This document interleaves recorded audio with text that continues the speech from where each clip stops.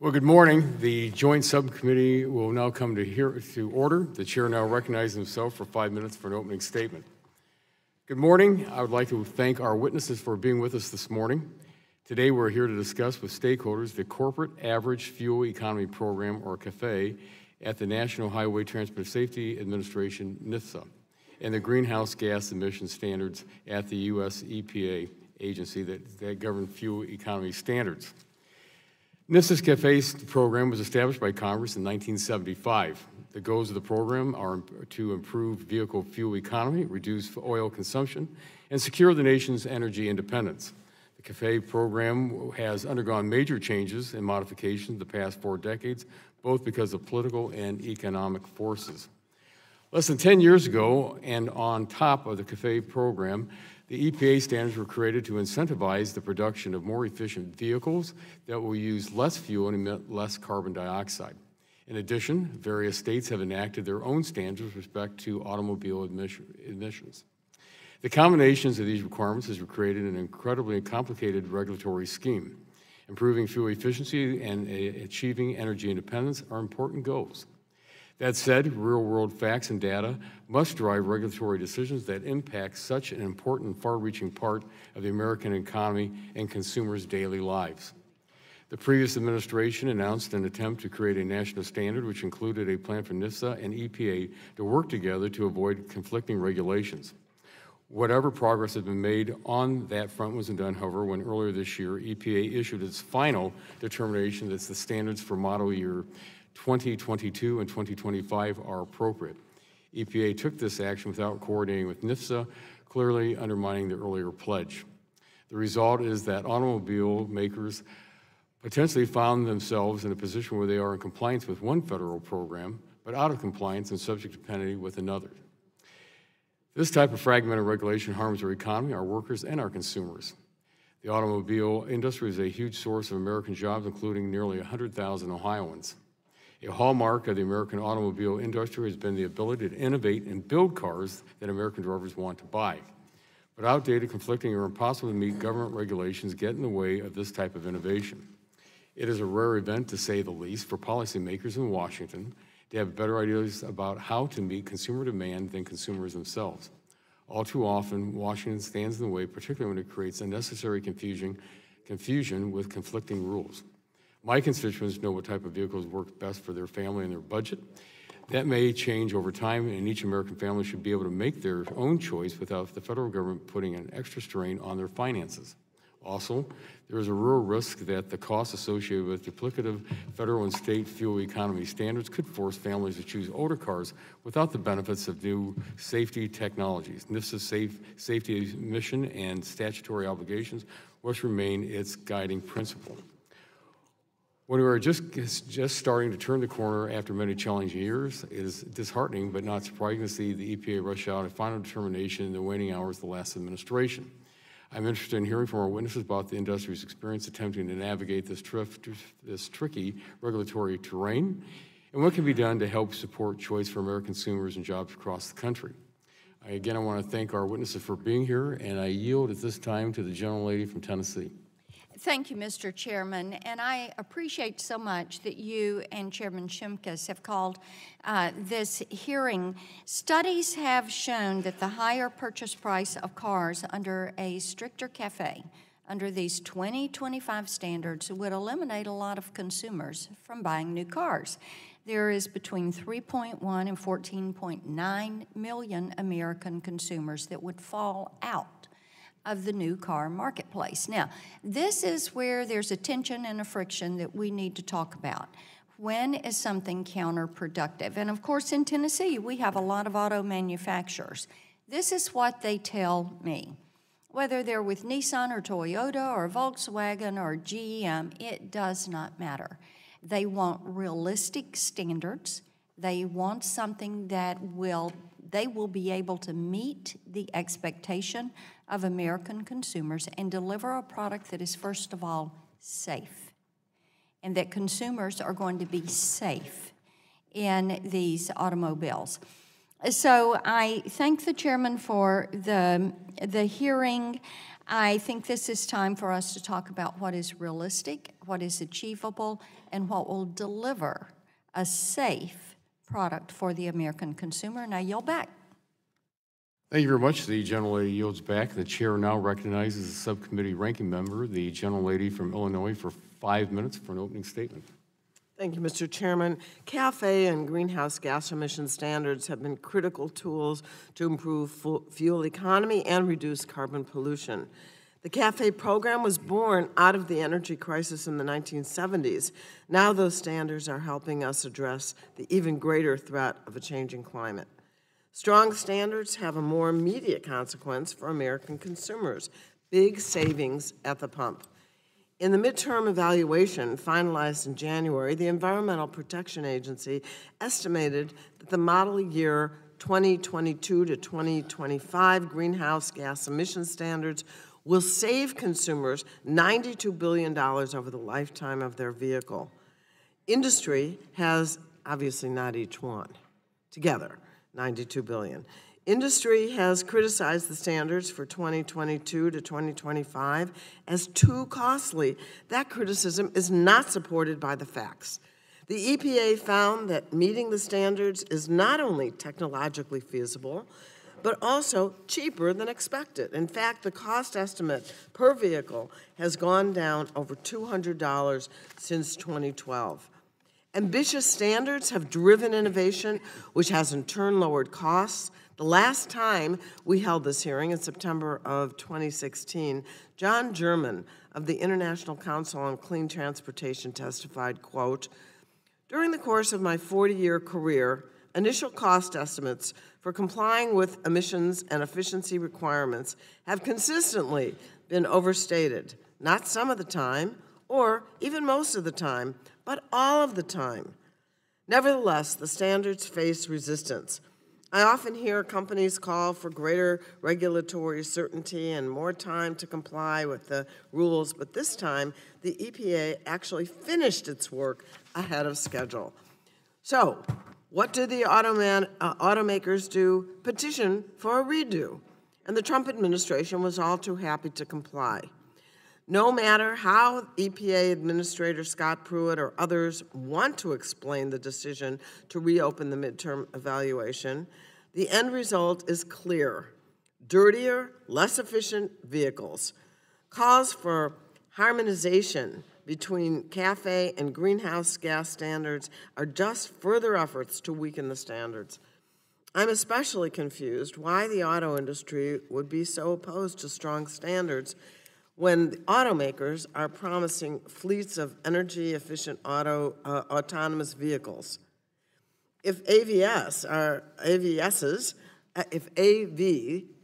are actually going to be electric vehicles, I would think compliance should be easy.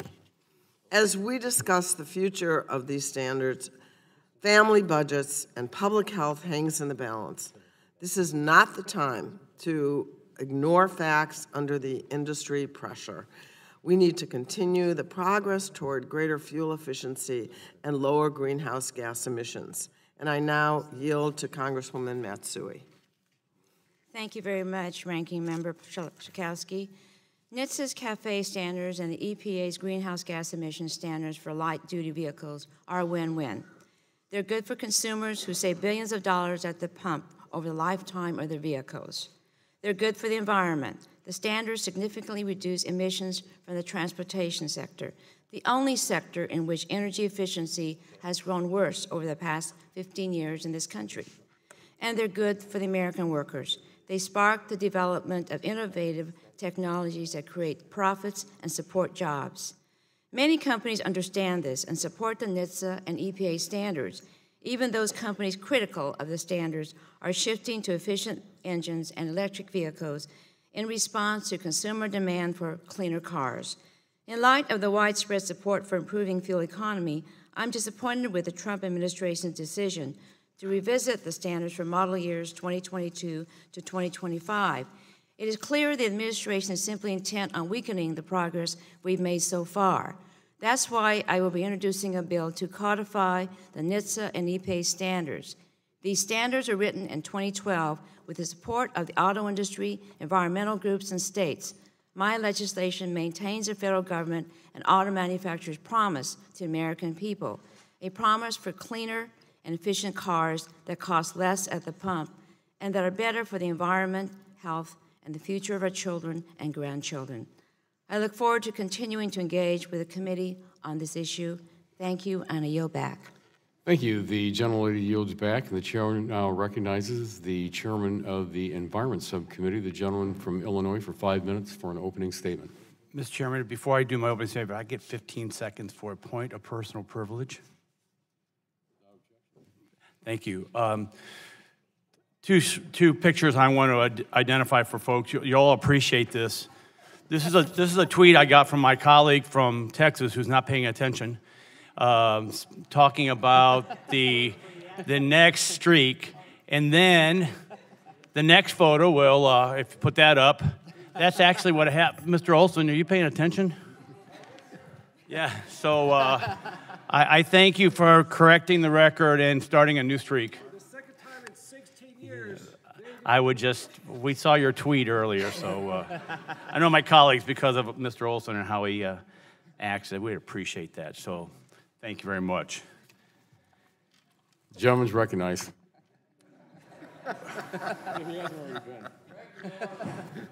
One of the costliest energy and environmental regulations from the Obama administration is the one we will address today that targets fuel efficiency and greenhouse gas emissions for cars and light trucks. EPA estimated total cost in excess of $200 billion by 2025, much of which will show up in the form of higher sticker prices for new vehicles.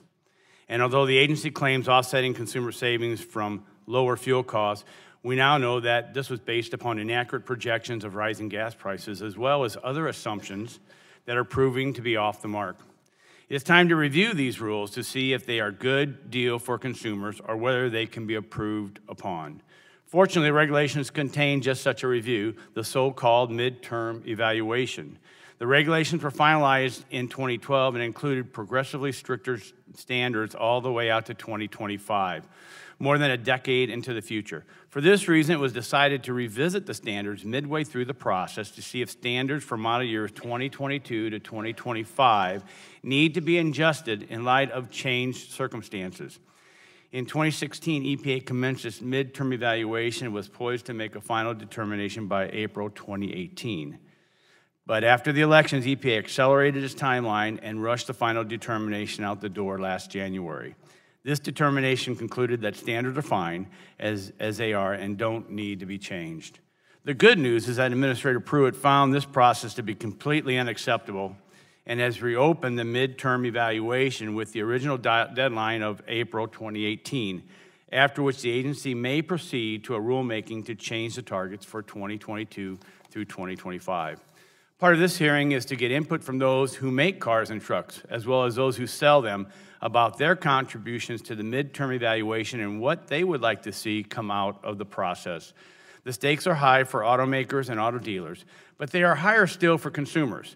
The average price of a new vehicle has risen to $35,000 in 2017. These regulations are a contributor to the increase. EPA estimated cumulative price increases of nearly $3,000 per vehicle by 2025, and the real number may prove to be higher. Worst of all, the biggest sticker shock may be on the vehicles that matter most to middle America. Granted, a Toyota Prius or a smart car may be fine for some people, but many of my constituents need family-sized vehicles or pickup trucks for work, and it's these larger vehicles that may take the biggest hit. We need to make sure that the future targets under this program maintain vehicle choice and affordability. In addition to the midterm evaluation, we also need to evaluate whether we have a uniform set of rules for the nation. Recall that since the 1970s, the National Highway Traffic Safety Administration, or NHTSA, had exclusive authority to set vehicle fuel economy standards. But the Obama administration decided that the EPA and the California Air Resources Board should do so as well. So now we have three agencies all regulating the same thing, and not surprisingly, there are discrepancies emerging. Looking ahead, we need to ask whether we still want three agencies involved in the fuel economy and why we gave California so much more power than the other state in the union. It all comes down to what is best for the consumer. Vehicle purchases are second only to home purchases in terms of their consumer impact. And I hope this hearing helps us strengthen our understanding of what we need to do to make these regulations as consumer-friendly as possible. Thank you, Mr. Chairman, and I yield back the balance of my time. Thank you. The gentleman yields back the balance of his time. The chair now recognizes the Environment Subcommittee ranking member, the gentleman from New York, for 5 minutes for an opening statement. Thank you, and thank you to our witnesses. Thank you, Chair Latta, Chair Shimkus, for holding today's hearing. NHTSA's corporate average fuel economy, or CAFE standards, and EPA's greenhouse gas emission standards have played a critical role in saving consumers money at the pump while reducing carbon pollution. CAFE standards were established in 1975 by the Energy Policy and Conservation Act to reduce our nation's reliance on foreign oil. And since 2009, EPA's greenhouse gas emission standards have become increasingly important in our nation's efforts to address climate change. Last year, transportation surpassed the electricity sector as the largest source of greenhouse gas emissions in our country. According to the EPA's inventory of U.S. greenhouse gas emissions and sinks, light-duty vehicles accounted for nearly 60% of the United States transportation emissions and approximately 16.5% of total domestic emissions in 2015. No serious effort to reduce emissions can ignore emissions from light-duty vehicles. The current standards are estimated to lead to the reduction of carbon emissions by 6 billion metric tons for vehicles within model years 2012 through 2025. In addition to the pollution reduction, CAFE standards are estimated to save consumers some $1.7 trillion at the pump from vehicles produced between 2011 and 2025. Improving vehicle efficiency has truly been a win-win outcome. We have come a long way since the 1930s. Over the past 4 decades, the Federal Fuel Economy Program has evolved considerably to give automakers significantly greater flexibility. Today, manufacturers are not forced into a single compliance path. Each manufacturer has its own fleet-wide standard that reflects the vehicles it produces to meet its customers' demands. But in the 15 months since our last hearing on this subject, we have seen major changes at EPA. As part of the 2012 agreement between President Obama and the auto industry, EPA agreed to conduct a midterm evaluation to determine whether assumptions made about technology development and costs in 2012 were still accurate and still reasonable. Last summer, EPA began its midterm review. The agency examined a wide range of factors and built an extensive public record on the appropriateness of greenhouse gas standards for model years 2022 through 2025 vehicles. Along with the NHTSA and the California Air Resources Board, EPA issued the July 2016 draft technical assessment report and sought public comment. EPA also sought public comment on the proposed determination that the greenhouse gas standards for model years 2022 through 2025 vehicles remain appropriate. The technical assessment and ensuing comments provide a robust and conclusive record. EPA's standards are feasible and can be met at lower costs than originally estimated. EPA's current estimate is an average per vehicle cost of $875 to meet these standards. This estimate is lower than the initial estimate of $1,100 per vehicle, which EPA found reasonable in its 2012 rule, and much lower than consumers can expect to save at the pump over the life of the vehicle. In January, former EPA Administrator Gina McCarthy issued a final determination that the targets should remain in place up to 2025. I believe that was the correct decision. But despite the extensive record established by EPA, in March, Administrator Pruitt announced his decision to reopen the midterm review. Weakening these standards would be bad for consumers, the environment, and certainly American competitiveness. I have tremendous faith in America's manufacturers. There's no doubt they will continue to be able to meet these achievable goals. In fact, the evidence is clear that technology adoption rates have occurred more quickly than EPA's initial expectation. Last year, former EPA Acting Assistant Administrator Janet McCabe testified before this committee that there are more than 100 individual model year 2016 vehicle versions already meeting model year 2020 standards or later. As automakers continue to innovate it is clear that multiple technology pathways, including existing off-the-shelf technologies, will allow them to achieve existing model years 2022 through 2025 standards, particularly given the flexibility of the program. So thank you again to the chairs for today's joint hearing, and thank you to our witnesses for being here. These are incredibly important programs for the sake of our constituents' wallets and our nation's efforts to reduce pollution. With that, I yield back. Thank you. The gentleman yields back, and the chair now recognizes the chairman of the full committee, the gentleman from Oregon, for 5 minutes for an opening statement. Thank you, Chairman. Good morning, everyone. Today's hearing touches on a prominent point of frustration for many Americans, and that's the duplicative government programs that increase costs and decrease choices for consumers. Specifically, we're talking about the differing fuel economy standards under programs administered by the National Highway Safety Administration and the Environmental Protection Agency. While NHTSA, NHTSA, has been charged with implementing fuel economy standards for motor vehicles since 1978, I believe, the Obama-era EPA developed its own standard under the Clean Air Act in 2009. So in order to coordinate these different requirements, the Obama administration created the national program. Unfortunately, the national program has failed in its attempt to develop a single national standard, which causes uncertainty around the multiple policies and creates barriers to innovation and growth. Under the current scheme, it is possible that automakers will find themselves in full compliance with one federal regulatory standard, but running afoul of another. This is true even though the previous administration explicitly told this committee during a hearing last Congress that they would work together to avoid this very result. Since then, we've seen activity that completely undermines the national program and works against the Obama administration's promise of coordinated regulatory efforts. Under the midterm evaluation schedule, NHTSA and EPA were to jointly issue their respective determinations on the model years 2022 through 2025 standards. This was supposed to happen in April of 2018.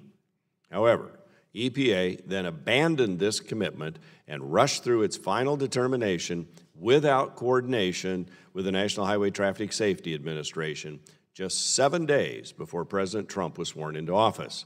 I look forward to receiving an update from our witnesses today on how they are dealing with different requirements. We want to know how these different regulatory schemes impact consumers and learn more about better ways to ensure the federal fuel economy standards are met without creating unnecessary paperwork or administrative burdens that serve only to drive up costs for American families. As currently constructed, it's been estimated that these programs will raise the average price of a new vehicle by almost $3,000. That's no small amount, and one that will undoubtedly price many Americans out of the new car market. Although the goals of these varying programs are important, we must never forget that we do in Washington have a real impact on consumers across the country. Government works best when it identifies clear problems and offers clear instructions for how to solve those problems. Federal programs that overlap or conflict do nothing to help protect the American people. It's our job to ensure that our laws and the implementation of them advance public policy goals, and if they need correction or clarification, it's what we're here to do. So I want to thank our witnesses again for participating in our discussions today, and the American people deserve a government that removes barriers to innovation and growth and avoids unnecessarily driving up costs for consumers. Look forward to your testimony. And unless any other member wants the balance of my time, I will turn the balance of my time. Yield back. The gentleman yields back the balance of his time, and the chair now recognizes the ranking member of the full committee, the gentleman from New Jersey, for 5 minutes. Thank you, Mr. Chairman. A little over a year ago, the committee held a hearing on the technical assessments report produced by the National Highway Transportation and Safety Administration, the EPA, and the California Air Resources Board, and that report formed the basis for all three agencies' decision in January to move forward with their proposed light-duty vehicle standard for models produced from 2022 and 2025.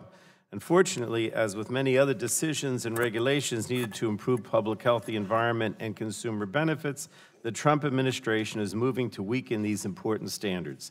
The administration complied with a request from the auto industry to reopen the midterm review and reconsider the current greenhouse gas emission target for light-duty vehicles equivalent to 51.4 miles per gallon by model year 2025.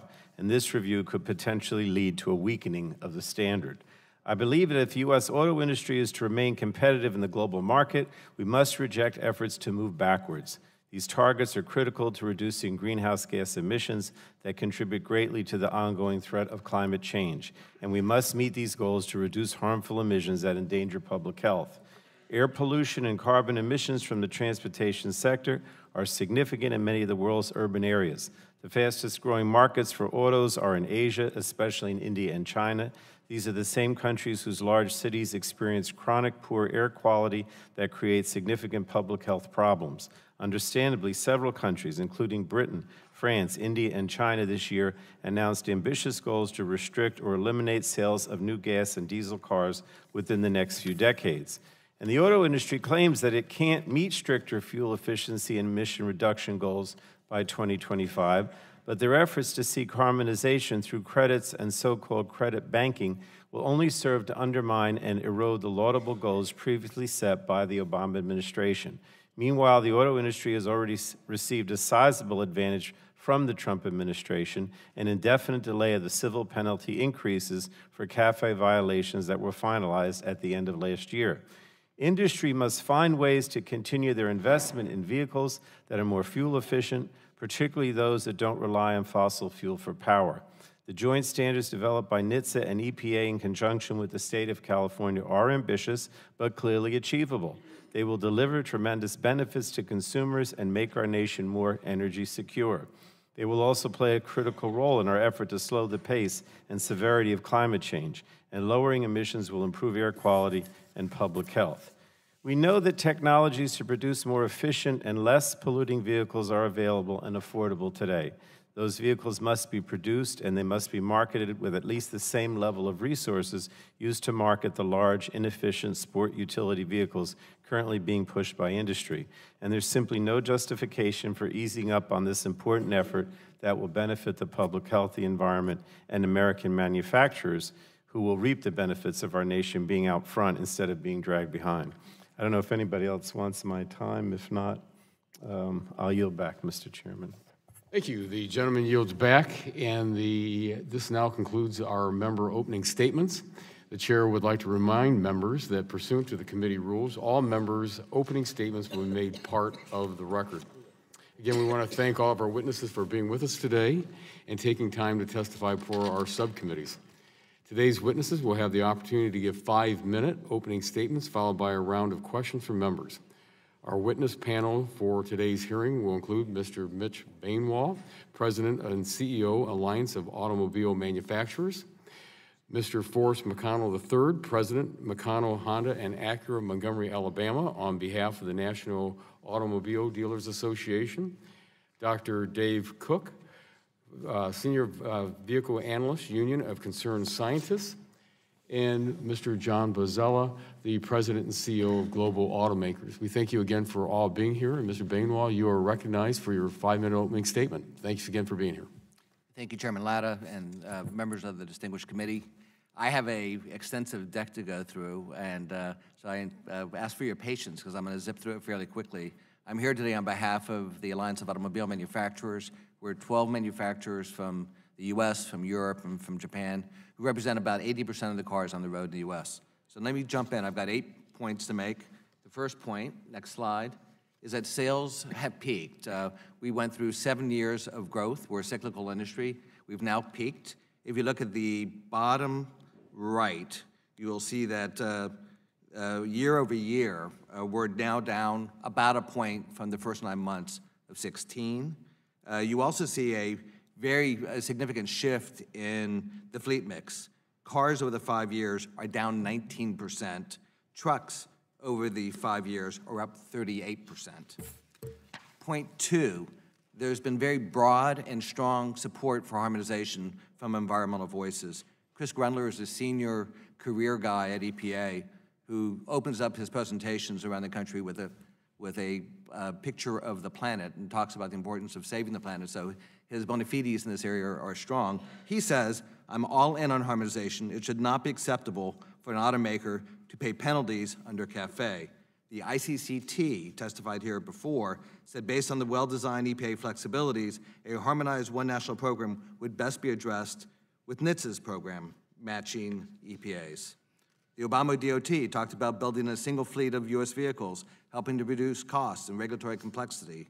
Carol Browner, a clear and uniform national policy is not only good news for consumers, but also good news for the auto industry, which will no longer be subject to a costly patchwork. We still are. And of course, the President of the United States, President Obama, when he was in office, clear certainty that will allow these companies to plan for a future in which are building cars in the 21st century. So there's strong support from really both sides of the aisle.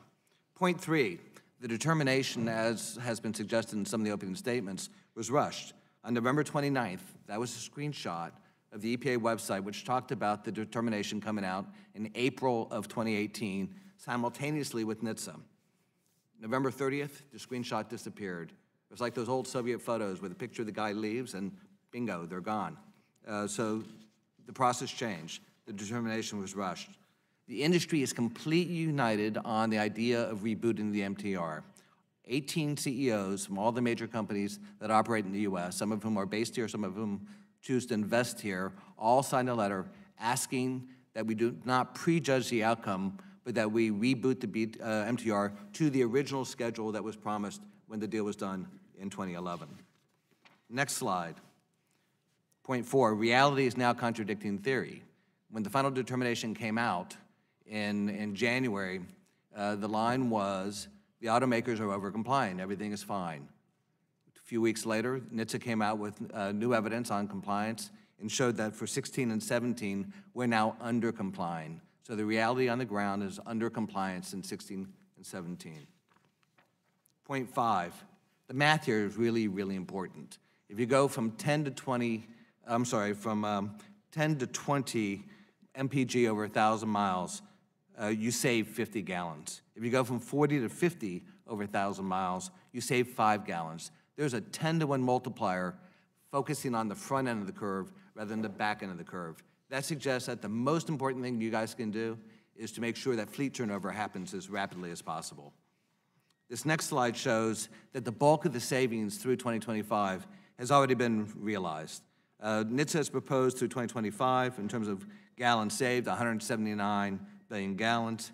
If you take 2021 and you plus it up 1, 2, or 3%, you get somewhere between 97 and 99% of the savings. So we can talk about this big gap in terms of the politics of the issue, but in terms of the substance, through 2025, we're 97% and 99% there. That's pretty impressive. I am really running out of time. Gas prices were profoundly wrong, 0.6. That's changed the fleet mix in a dramatic way. What you see here in this next slide is the 4 lines. The 54 line is the original deal. The 51.4 line is the same deal recalculated with the change in the fleet mix. And the 3rd line is if you recalculate based on the subsequent fleet mix changes where the deal now is. That's not a stringency adjustment. That is where the number now is, roughly 50. The final point here is that consumers have a very important role in this. This is a program that gets measured by what consumers buy, not by what we produce.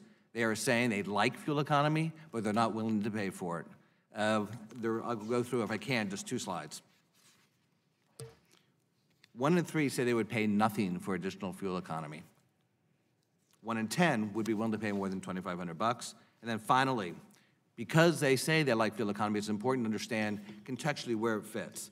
Affordability and reliability are top priorities. Fuel economy and safety follow. So when a consumer goes into the showroom, they're looking for lots and lots of factors and lots of features. Fuel economy is one of those, but it's not the sole determinant of their choice. Thank you very much, and thanks for my added time. Mr. McConnell, you're recognized for 5 minutes. Mr. Chairman, ranking members of this joint subcommittee, thank you for allowing me to testify on the topic of fuel economy. Thank you. My name is Forrest McConnell. I'm a 3rd-generation Honda dealer from Montgomery, Alabama. I'm also former chairman of the National Automobile Dealers Association, which represents over 16,000 dealers who employ 1.1 million people. I've been in the car business for about 40 years, selling fuel-efficient Hondas through good times and bad. But one thing never changes. People buy new vehicles based on 2 factors. 1, does it fit their needs? And 2, can they afford it? So how fuel economy is regulated is very important to my customers. Mr. Chairman, Rube Goldberg would be proud of the convoluted way our nation regulates fuel economy. As members know, there are not one but 3 fuel economy programs that automakers must follow. These different fuel economy programs are administered by 3 different agencies, NHTSA, EPA, and the California Air Resources Board, under 3 different sets of rules pursuant to 3 different laws, potentially resulting in 3 different standards, all of which must be separately followed. These sometimes contrary regulations labeled by the Obama administration as one national program, but they're actually 3 separate programs. When Congress established CAFE, they gave NHTSA the sole authority for setting fuel economy standards. To avoid a patchwork of state standards, Congress also correctly preempted states from regulating fuel economy. Since 2009, we've had something very different. Multiple regimes under the one national program flowed from judicial and executive branch actions. This program put EPA in charge of setting fuel economy policy and allowed California for the first time to set its own standard. These actions have undermined the CAFE program that Congress created. Congress should return to one actual fuel economy program. There are benefits to having regulatory clarity. For example, the CAFE program was written to regulate fuel economy. When setting standards, NHTSA must balance job loss, consumer choice, safety, and market demands. In contrast, the Clean Air Act was not designed to regulate fuel economy. The EPA is not required to balance factors such as consumer choice, safety, or job loss when setting a standard. California's regulation only considers economic factors in that state, which is why it makes poor national policy. California in every state is expressly preempted from regulating fuel economy, yet this has been ignored since 2009. All this unnecessary regulation costs money. Multiple fuel economy regimes harm customers because auto manufacturers must charge more for the cars that customers want to subsidize the cars the regulators demand.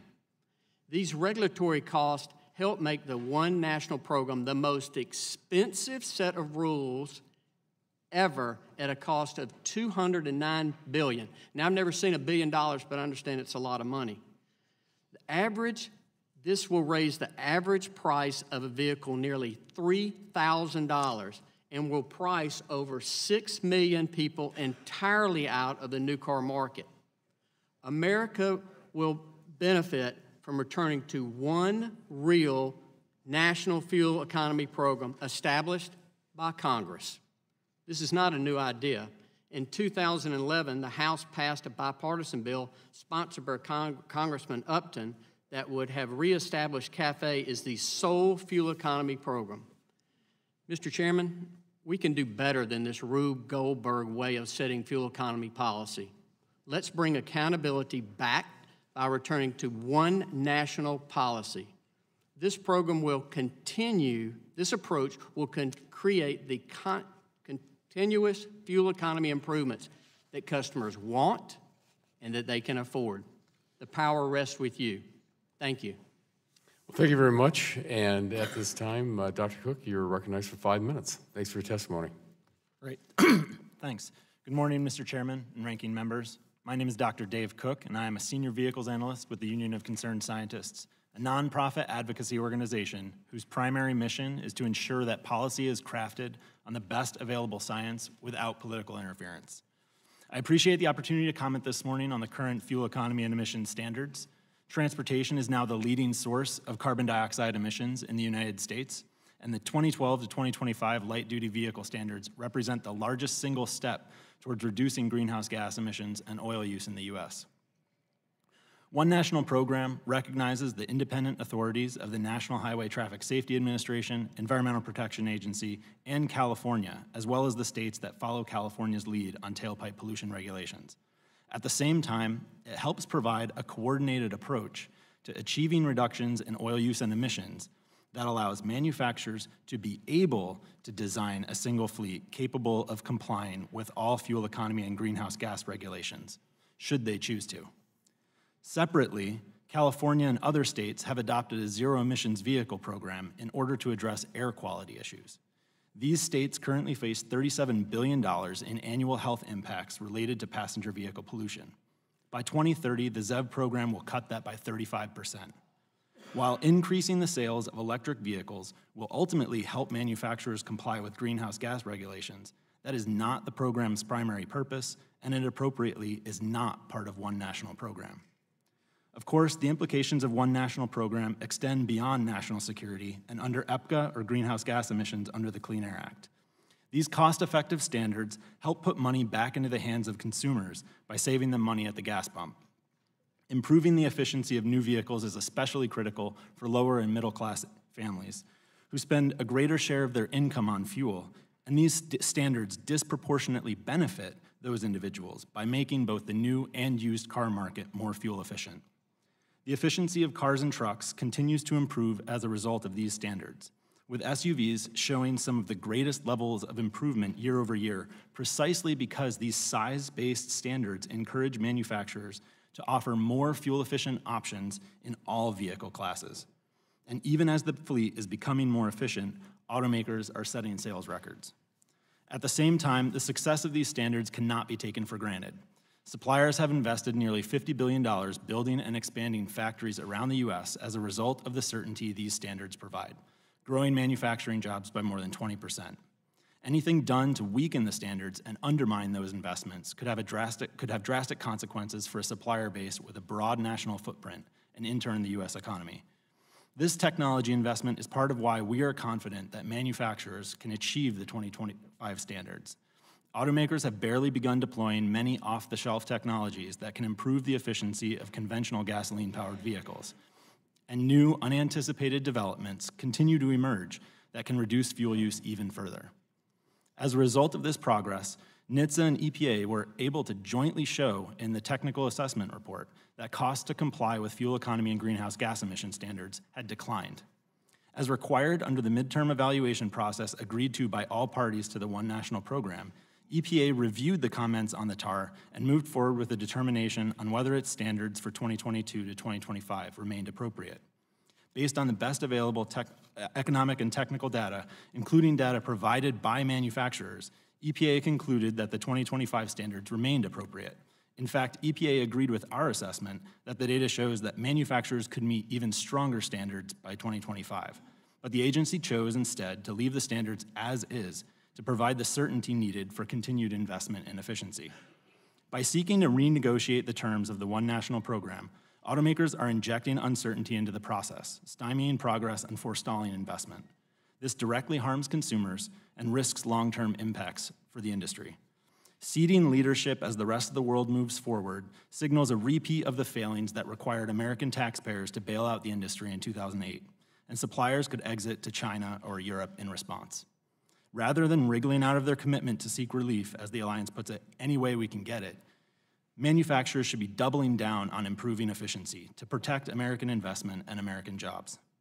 One National Program is working now to provide fuel savings for Americans, improve national security, and reduce emissions. But this progress is in jeopardy as a direct result of automakers' recent actions to undermine these standards. It is critical to continue to hold automakers accountable for the promises they've made to the American people. Thank you very much for your testimony, and Mr. Pizzella, you're recognized for 5 minutes. Thank you, Chairman Latta, Chairman Shimkus, Ranking Member Schakowsky, Ranking Member Tonko. On behalf of the Association of Global Automakers, thank you for the opportunity to testify today. Global Automakers represents the U.S. operations of international automobile manufacturers that design, build, and sell cars and light trucks in the United States. Our member companies have invested $59 billion in U.S.-based facilities and directly employ over 100,000 Americans. Our members are building cars and trucks that are more fuel efficient and cleaner than ever, and making tremendous strides in vehicle electrification. Our future progress in reducing emissions and fuel consumption depends on a number of factors, some of which are not fully within the control of manufacturers. The most important factor is the customer. As we have seen, when gas prices are low, fuel economy is less important to customers when they purchase a new car or truck. Government regulations are also important. Manufacturers are required to produce vehicles to meet regulatory requirements that may have been set in different times and under very different circumstances. To that end, as we talk about the fuel efficiency of vehicles, we should also talk about the efficiency of public policy. The auto industry, federal government, and state of California established one national program, ONP, to address the fact that multiple agencies across 15 jurisdictions were using different tools to regulate similar aspects of the vehicle. The resulting program aims to harmonize CAFE and GHG standards for light-duty vehicles. The ONP provides substantial year-over-year reductions in petroleum consumption across the nation for all light-duty vehicles while reducing unnecessary regulatory duplication. Recognizing the nationwide benefits produced by the federal program, California accepts compliance with federal standards as compliance with its GHG program. But despite ONP's efforts to better align, notable differences among the programs remain. That makes no sense. The current scheme creates friction and drag in the system that slows innovation and imposes unnecessary compliance costs ultimately borne by consumers with no added environmental or energy benefits. In fact, under the current standards, as you've heard, a manufacturer could comply with one standard but not the other. This is a prescription for wasted time, talent, and resources, which would be more productively directed toward engineering and other challenges associated with actually reducing vehicle emissions. Some of these problems can be solved in a straightforward manner.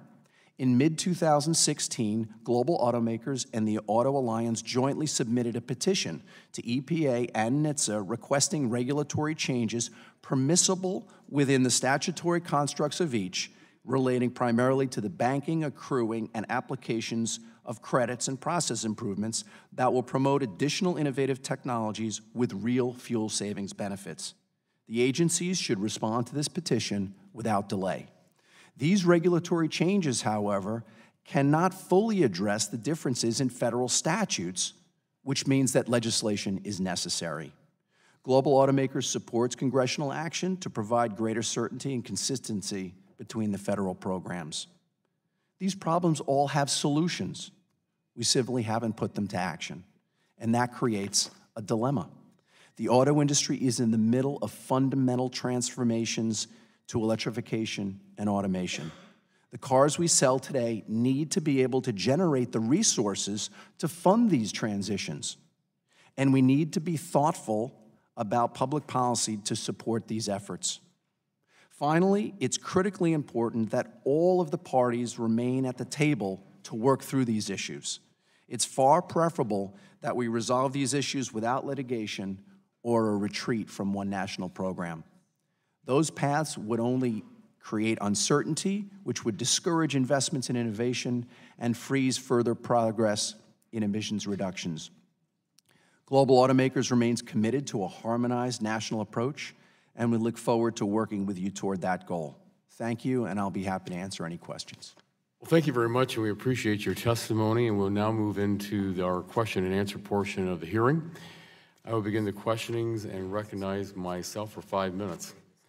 Mr. McConnell, as a dealer, how can you tell the subcommittees about consumer trends, especially with respect to the types of vehicles they're purchasing today? Oh, is your mic on, please? Thank you very much for your question. You know, the customer makes their own decision of what car to buy. You can build cars, but that doesn't mean that the demand is there. So the two things that I found is customers buy their needs for car. For example, we had a customer the other day.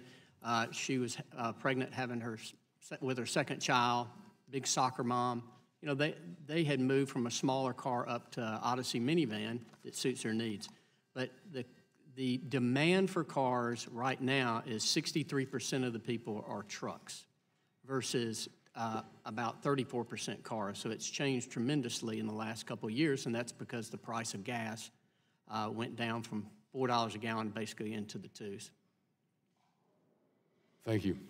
Mr. Bainwall, with the current rules and regulations in place, do we in fact have one national standards for CAFE and greenhouse gas emission standards?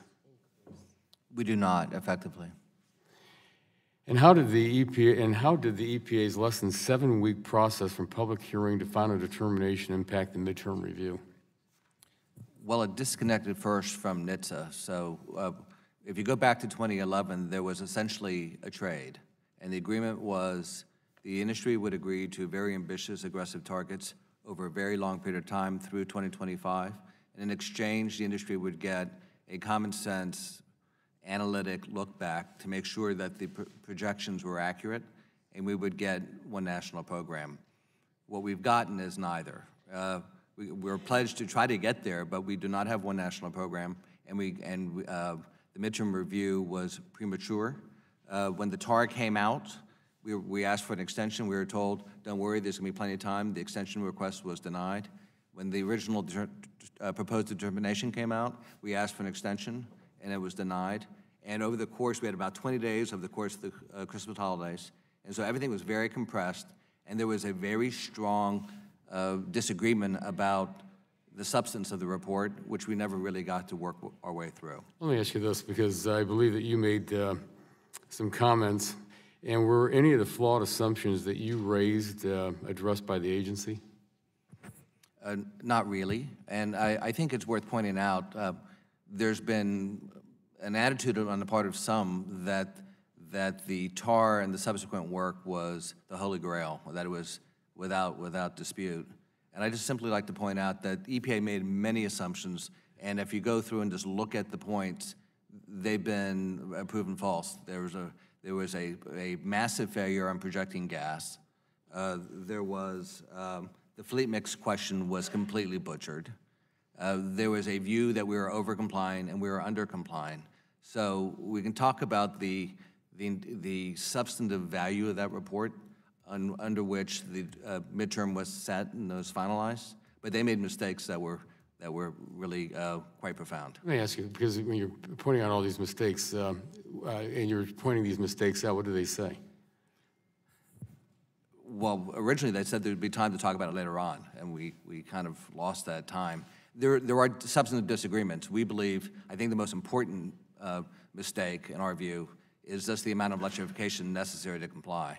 They believe that you can comply over the schedule with minimal electrification. We believe much more is required, and if you look at the purchase pattern in the marketplace, that's the real problem. Mr. Brazel, if I could, in my last minute here, by having different standards from multiple agencies leads to automakers building cars consumers are not buying. What effect would that have on jobs and growth in the United States auto industry? Yeah, I think it certainly could have a fairly significant impact on jobs and on the growth of the industry. You know, what's happening here is we're having to waste time and resources on compliance when we ought to devote that time and resources to innovation that improves fuel economy. So with one standard, what you can do is focus that investment, and it's massive investment, and all of you know, and many of you on both sides of the aisle have praised that investment, and many of you represent states and communities where you see that investment firsthand. What we want to make sure is every dollar of those investments are focused on improving fuel economy as opposed to efforts to comply for the sake of compliance with no benefit. Thank you very much. My time has expired, and at this time, the chair recognizes the ranking member of the subcommittee, the gentlelady from Illinois, for 5 minutes. I'd just like to point out this is the 2-year anniversary of the Paris Accords. Unfortunately, in my view, the United States is no longer part of that. It seems to me that what's being considered today might actually increase the pollution caused by weakening fuel economy standards. So the plea for harmonization between EPA's and NHTSA's program isn't about aligning different regulations. It's about weakening fuel economy standards. All the credits that the automakers want to be added to NHTSA's program are going to cause stagnation of fuel economy's goals and not harmonizations. Dr. Cook, let me first ask you, are these programs working, and are the U.S. cars more efficient and less polluting than they used to be? Absolutely. Vehicles have gotten significantly more efficient over the past 5 years. Are the yearly goals for the two programs stifling innovation or actually helping to drive it? I think the fact that fuel economy is improving and that you see continued new research, every announcements from automakers shows that they're investing and that this is driving innovation. And as I understand it, car makers want to reinstate expired credits from earlier years when standards were much more lax, and they want to extend the life of those credits from 5 to 11 years, and they want to add a whole new category of credits to the mix, and they want to relax the caps on their ability to transfer the credits they earn on their cars to their pickup trucks. Dr. Cook, have I left anything out in that list of what they want? No, I think that sounds about right. Do automakers, Dr. Cook, really need such a substantial expansion of credits to meet the fuel economy standards? No, I think the TAR and the work since the vast body of evidence shows that there are plenty of technologies that they could be applying to their vehicles in order to meet the standard. And if they met the CAFE standard, which they're trying to weaken through these credits, they would be in compliance with EPA's standard as well. So, thank you. If automakers were to get all the retroactive credits they're asking for, what would this mean for real improvements in fuel economy going forward? The vast volume of credits could really offset and forestall in continued investment in efficiency. And so you could see manufacturers using their credits to stall progress on the fuel economy of the pickup trucks that many drivers are looking to purchase. And that affects our ability in the long term, as through the midterm review process, that would set up a trajectory where we have weaker vehicles going into the 2022 model year, and the standards are then further weakened through this lack of progress. And we could see 8 to 10 mile per gallon reduction in the 2025 targets as a result. Well, while we're on the topic of credits, car makers have complained about the fact that the EPA has allowed them to get extra credits for using certain technologies like stop-start ignition systems, but NHTSA has not given them credits. I'm referring to off-cycle credits. We are told that NHTSA needs to harmonize with the EPA and allow these credits to count retroactively toward both emissions goals and fuel economy standards.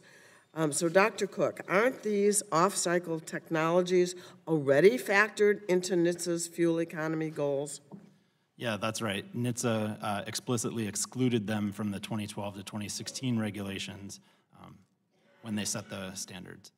And in fact, didn't NHTSA intentionally set its fuel economy goals lower than EPA's emission goals precisely because its program didn't include these credits? That's right. Its standard was about 1 mile per gallon lower as a result.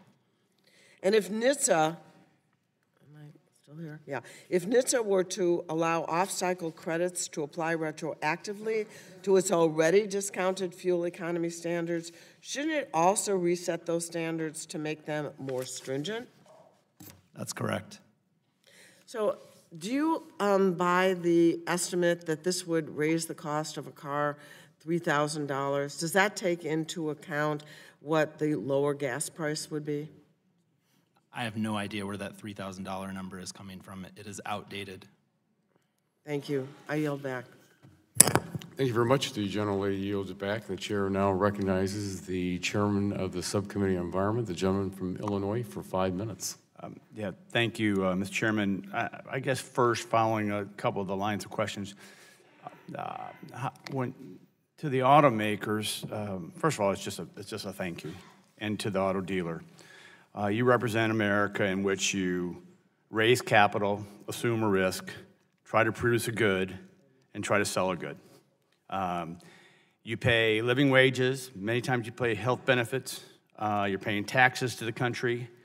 You're paying local taxes that fund our schools, our towns, and our communities. You probably are supporting local sports leagues and sport teams and stuff like that. So I always get frustrated when we bring people before us who are doing everything we ask, and they seem like they're on trial and that they're under attack. It's unfortunate. So first of all, thank you. Now, to the point, part of this debate is that the Obama administration moved the goalpost in this midterm review. Is that correct? Mr. Bain-Raw and then Mr. Bozella. Yes, it is correct. Correct. And your request is what? Our request is simply to go back to the original Obama timeline.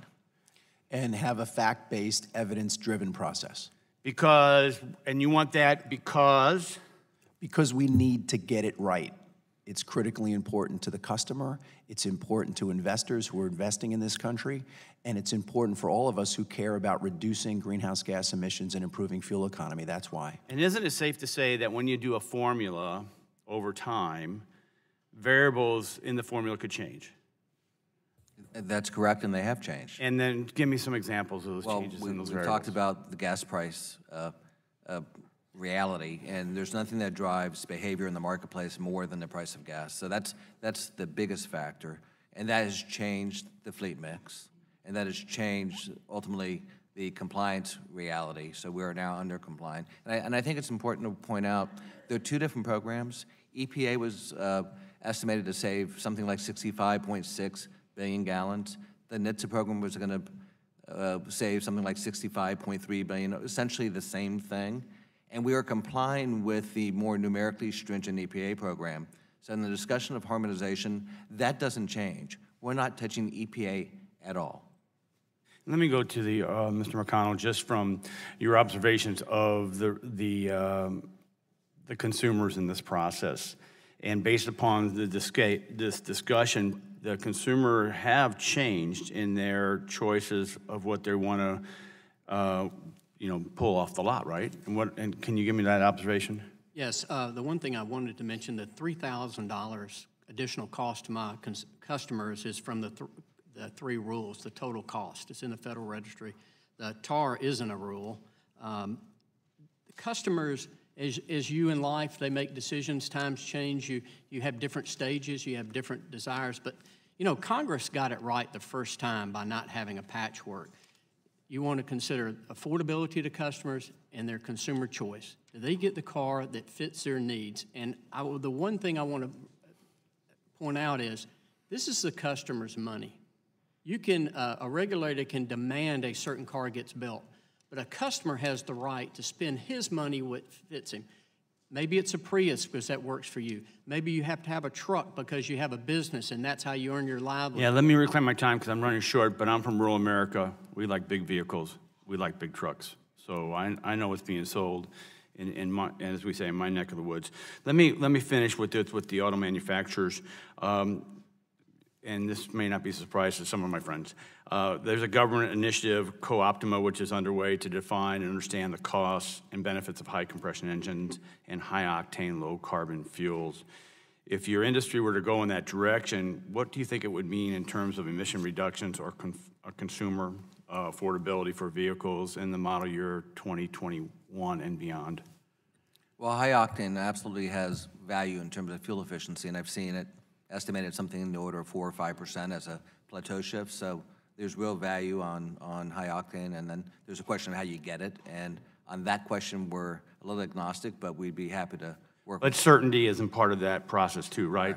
Mr. Bozella? Yes, I think you have to look at it. The vehicle and the fuel are one system.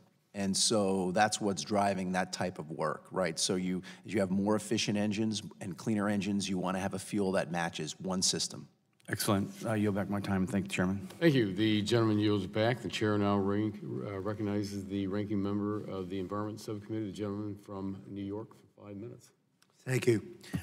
Dr. Cook, as I mentioned in my opening statement, this committee received testimony that automakers are already ahead of schedule to meet standards for upcoming model years. Did the TAR find that the targets for later model years can be met by mostly efficiency improvements to gas-powered engines? Yeah, that's correct. There's not a significant deployment needed of electrification.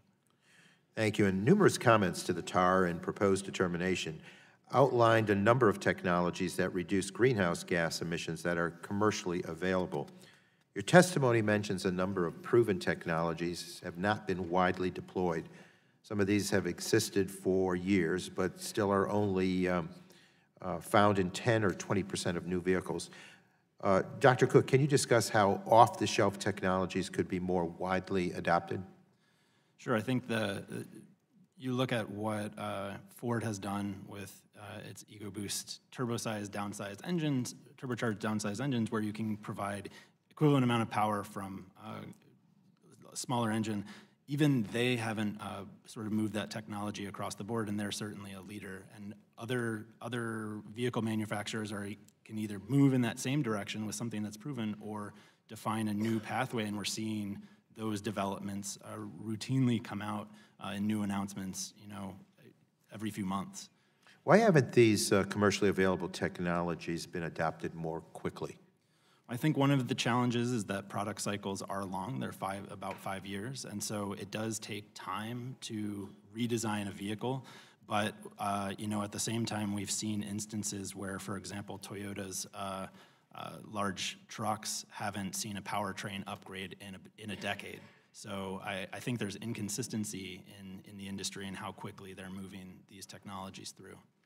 Thank you. And would additional vehicle models meet higher fuel efficiency standards if more of these commercially available technologies were more broadly utilized? Yeah, absolutely. There's plenty of room for them to meet the standards. Thank you. It's also my understanding that there are also several other well-known technologies that are under development and will very likely provide alternative, cost-effective pathways toward meeting these standards. Dr. Cook, is that accurate? Yeah, I think one of the things that the modeling shows, and the fact that the TAR was done both by NHTSA and EPA using slightly different assumptions and different modeling results, resulted in a number of different pathways that manufacturers could choose to meet the standards. So it's a robust analysis that proves that there are multiple pathways of getting there.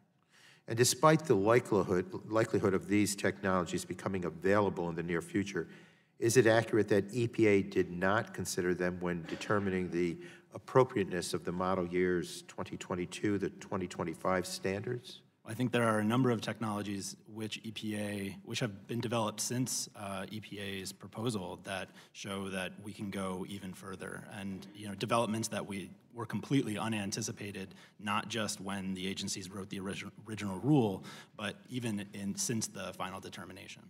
And why do you believe EPA and manufacturers have consistently underestimated how fast technologies can be developed? It's obviously in their interest to only provide regulators data which will result in the standards that are most easily achievable. And so there's at the same time, I don't understand fully why they underestimate what their engineers are capable of, but history has certainly shown that to be true. Well, thank you, Dr. Cook. I think it's clear that these standards are achievable, they're cost-effective and appropriate. And I have full faith in American automakers as well as the existing flexibility of the program to reach these standards. So I can't support the uncertainty created by reopening the midterm review determination. Dr. Cook, last week Administrator Pruitt testified before this committee that the midterm evaluation process was flawed because it did not happen at the April 2018 deadline. I know we're used to EPA missing deadlines, but is there anything in the regulations that prevented EPA from evaluating the appropriateness of the standards before April 2018?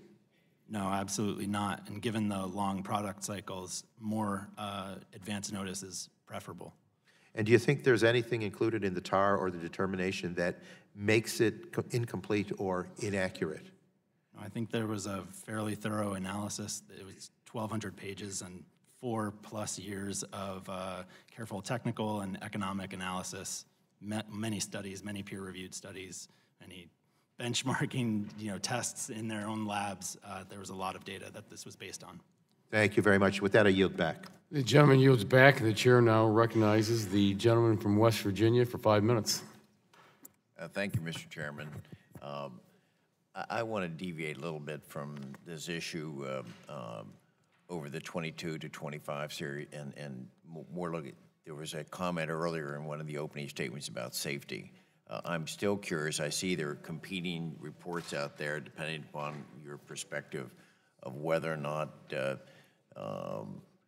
the efficiency, and Congressman Tonko and I work together frequently on legislation over efficiency. So I'm, as an engineer here in Congress, I like the idea of efficiency, but I also want to measure I suppose it's the benefit ratio, cost-benefit ratio of what's it doing on safety. Because some cars are getting lighter, they're using more aluminum, less steel, but yet you'll hear some reports will talk about the fact that in real world conditions, there are more accidents, more people. Last year we had an increase in deaths on the highways. Others will say if under a model situation, if all cars were the same size on the highway, there wouldn't be that. That's not the real world. So I'd like to hear back a little bit from you about the safety aspects when we continue this, because I want us to continue down the road of increasing the efficiency of our cars, but I don't want to do it at the risk of our people that are driving the car. So that's my first question. I want to get, if we could, just some quick responses back to safety. I'll jump in. You've hit obviously a very important point, and it's one of the reasons why EPA jumping ahead of NHTSA was a problem. NHTSA under statute has to look at a range of factors, including safety. EPA does not. And so so your concern about safety is valid, and it ought to be incorporated in the analysis, and so I think it's critical. He's 100% right. The good thing about where Congress set it up with CAFE is you had to consider safety was one of the factors. EPA does not. California does not have to consider anything but economic factors only in that state.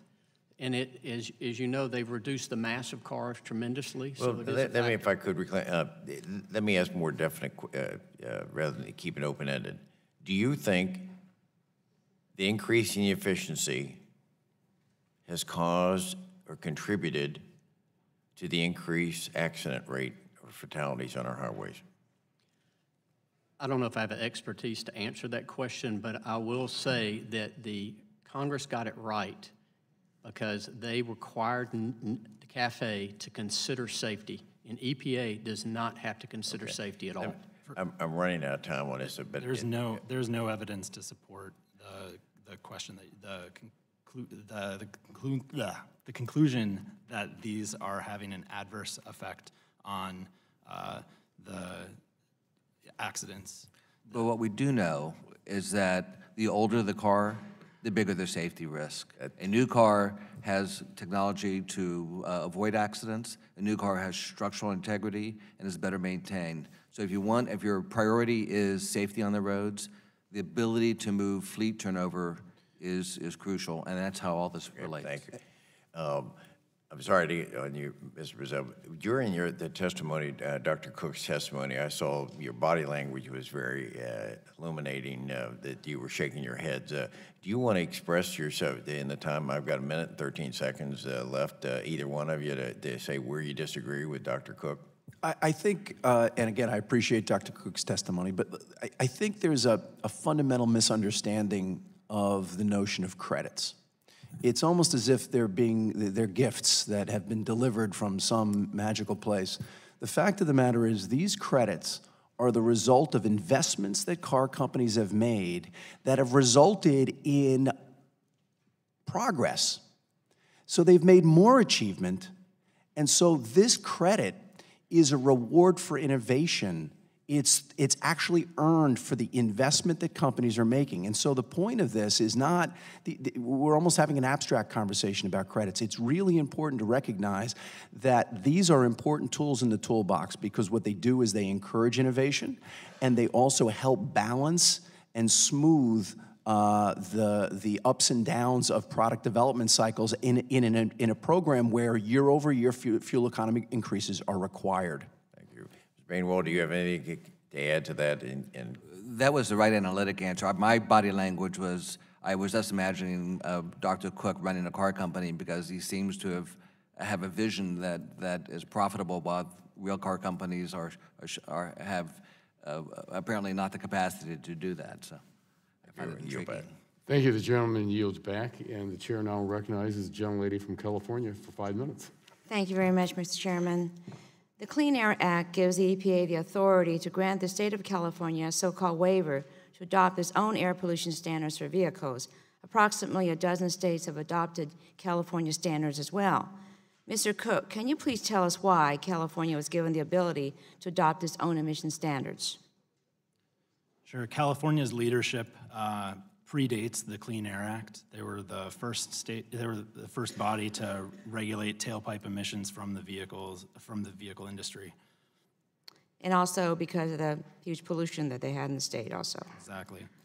When California applies for a waiver to set its own standards, what conditions does the EPA consider while deciding whether to grant that waiver?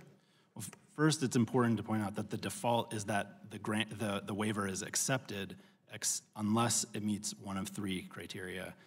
Either that the regulations were arbitrary and capricious, so not a well-thought-out standard, inconsistent with EPA's authority under the Clean Air Act, or not compelling or extraordinary circumstances. And I think it's very clear when you look at the wildfires burning why the greenhouse gas emission standards are compelling.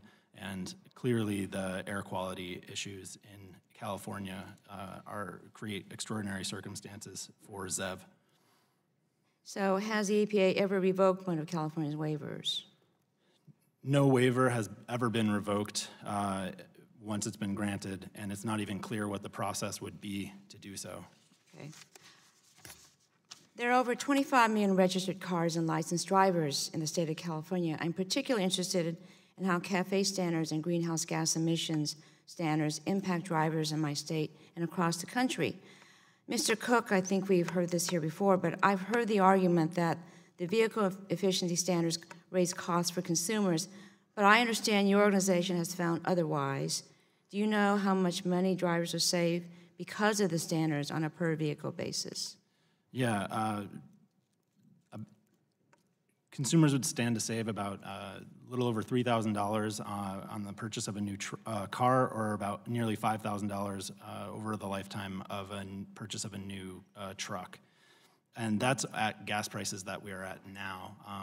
Clearly, if they increase in the meantime, that would be significantly higher. Okay.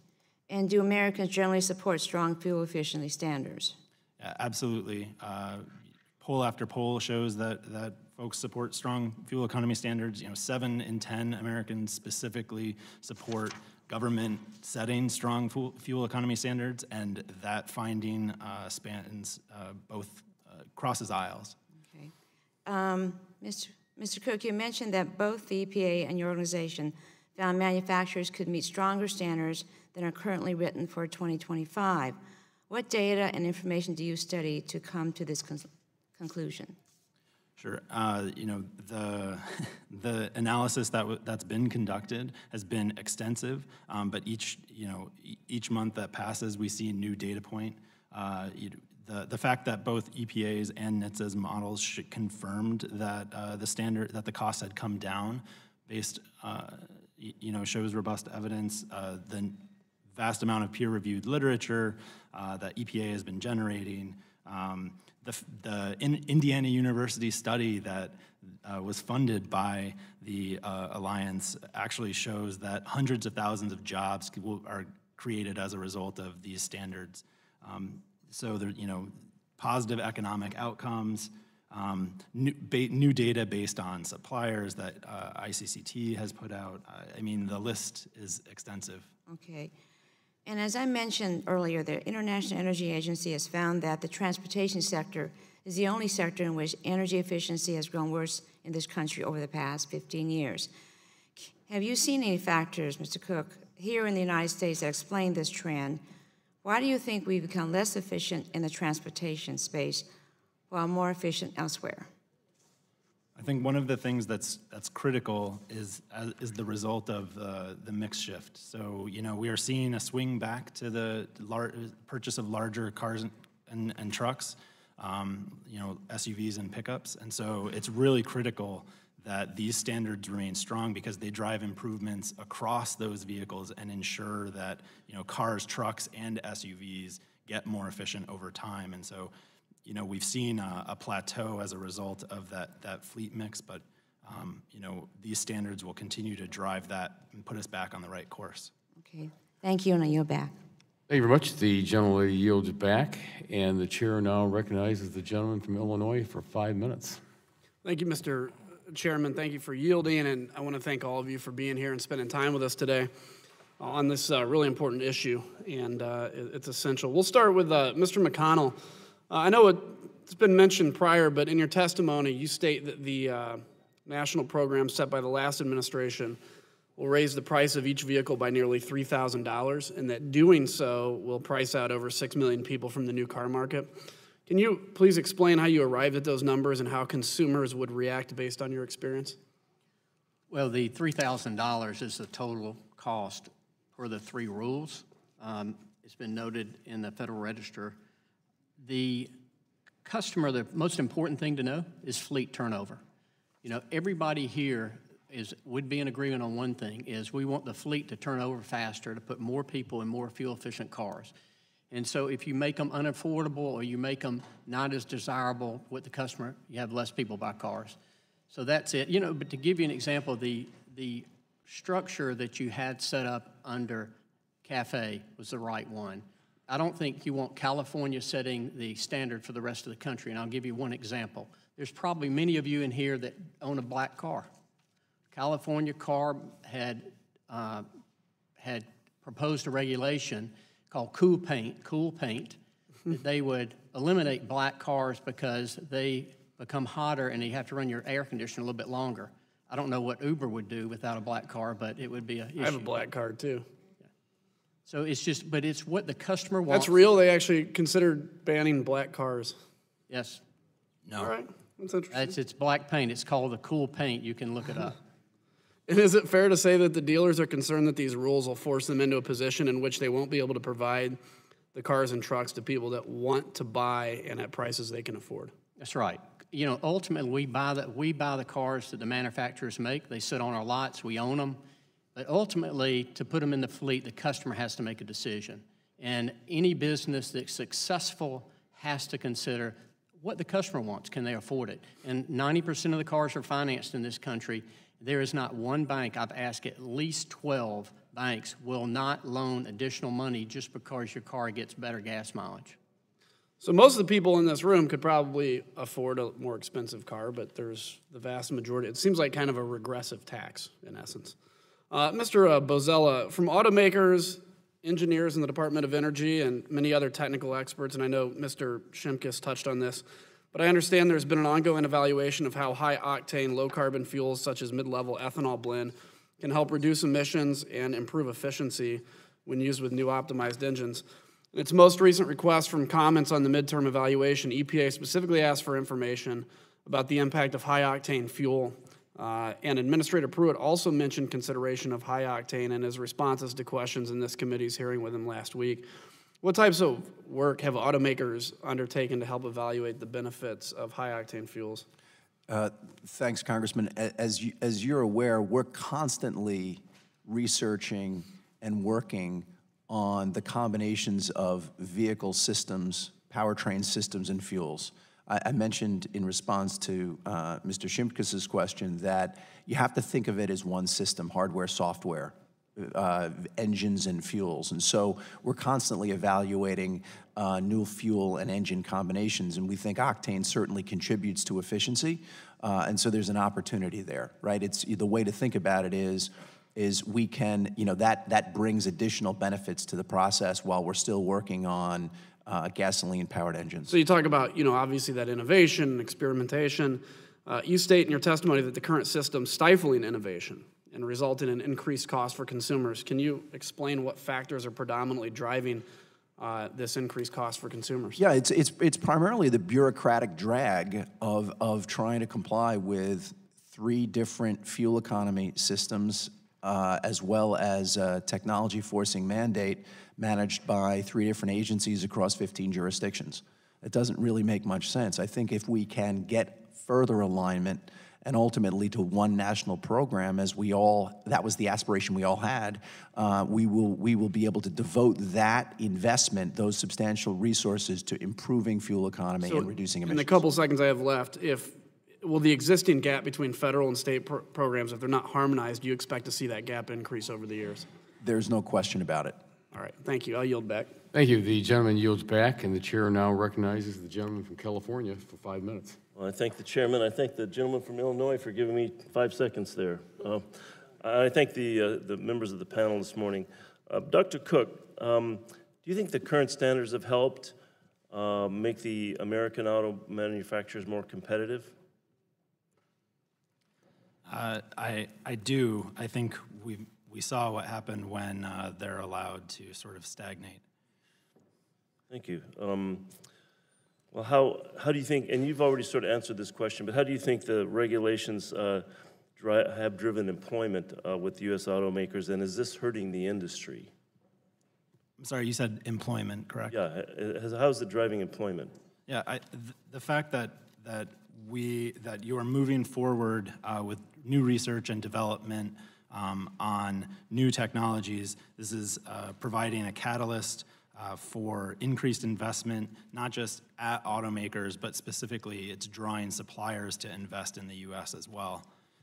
And that, they are a critical tool and they outnumber automaker manufacturing 3 to 1. So by driving investment in new technologies, that's supportive of increased job growth. And it's not hurting is it hurting the automakers that have to hire these people, or?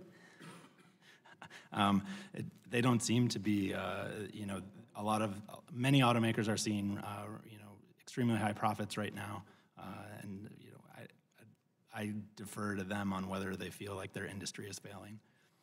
Okay, what about harmonization? How difficult do you believe that it is for automakers to meet the different sets of standards that we're hearing about this morning?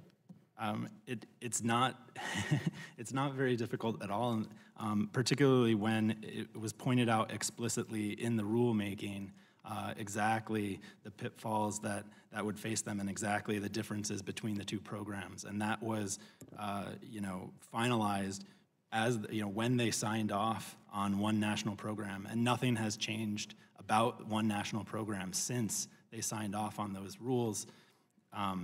They were well aware of the differences between the 2 programs, and it seems that they are choosing instead to invest in compliance in just one. Okay, you're answering my questions pretty directly here, Dr. Cook. I appreciate that. Excuse me, off-the-shelf, you mentioned that off-the-shelf technology is already available, would greatly increase fuel efficiency if it was employed. Could you expand on that a little bit? Yeah, so the fact that automakers, have invested in that there are proven technologies shows that the potential is there, but it takes time to move them across, the remainder of their platforms, because, a new car is designed is redesigned every 5 years, and maybe there's a significant refresh in the middle at about the 3-year mark, but because of that, it takes a long time for even technology that is ready to go to get into the fleet. But what we've seen established is that there are a plethora of these technologies that are well established, everyone understands, and are still in the low fractions of the fleet. And so over time, there's plenty of room for improvement without having to resort to most expensive technologies. So there's an internal combustion research facility at Sandia Labs there in Livermore, which is near my district. How effective is that, do you know, in terms of providing technology that automakers can use to increase their efficiency? I'm not aware of that specific lab, but the national labs in general do play a significant proving ground for some of the more advanced types of combustion technologies. And there's certainly, I think We've heard the Co-Optima program that was in coordination with national labs, and investment in that basic science, just as in any other field, certainly plays a strong role in development of advanced technologies. Well, you point out that a fuel economy and greenhouse gas emission standards have benefited our economy, our environment, and saved consumers billions. Since these standards are working, why is the industry seeking to halt its progress and move backwards and maybe hurt itself? That is a very good question. I think you look at what the industry could be doing, and they could be moving forward, but we also look at what the history of what they have done in the past, and I think there is a little bit of a return to that mindset when you look at testimony in front of House committees over the past 35, 40 years.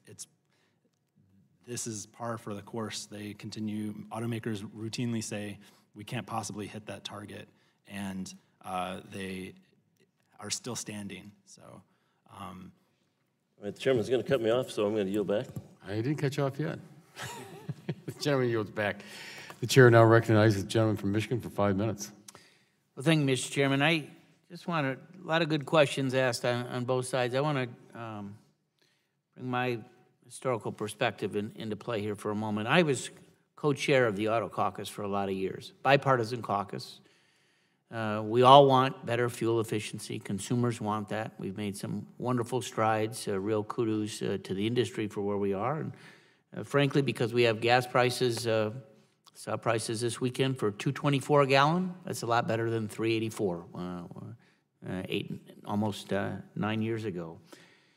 And I would dare, when we worked with the industry and with the administration on getting better fuel economy standards, it was never the intent of this Congress, and frankly, I didn't think it was the intent of the administration, the Obama administration, to have something that was different than one national program, and we thought that that was going to be the case. I think they indicated that back in 2009 and again in 2012, and I would, Mr. Bainwell, your testimony here, I think we were all surprised based on their testimony earlier on and where they ended up literally, as Chairman Walden said, just a week before the election. Now, or a week before the end of the Obama presidency. When we worked with the industry and with the administration on establishing the time frame for mileage, we put in the provision that in 2018, a few years down the road, that there'd be a look back. Can the industry actually make these changes at what hopefully would be a reasonable price for consumers? I wouldn't say it was set in to halt the progress. It was to actually measure the science, the efficiencies, and the new vehicles as to whether they would meet those. Then it was 54 miles per gallon. It was revised down a little bit, so it's about 50. I'm averaging here. But under the rules, Mr. Bainwell and Mr. Boesel, I think you're best to answer these. Is the industry, if you didn't have that look back, what will it take to actually meet 50 miles per gallon, literally in the year 2024, 2025? Mr. Bainwell? A tough question. I think the premise that we're going to halt progress is false.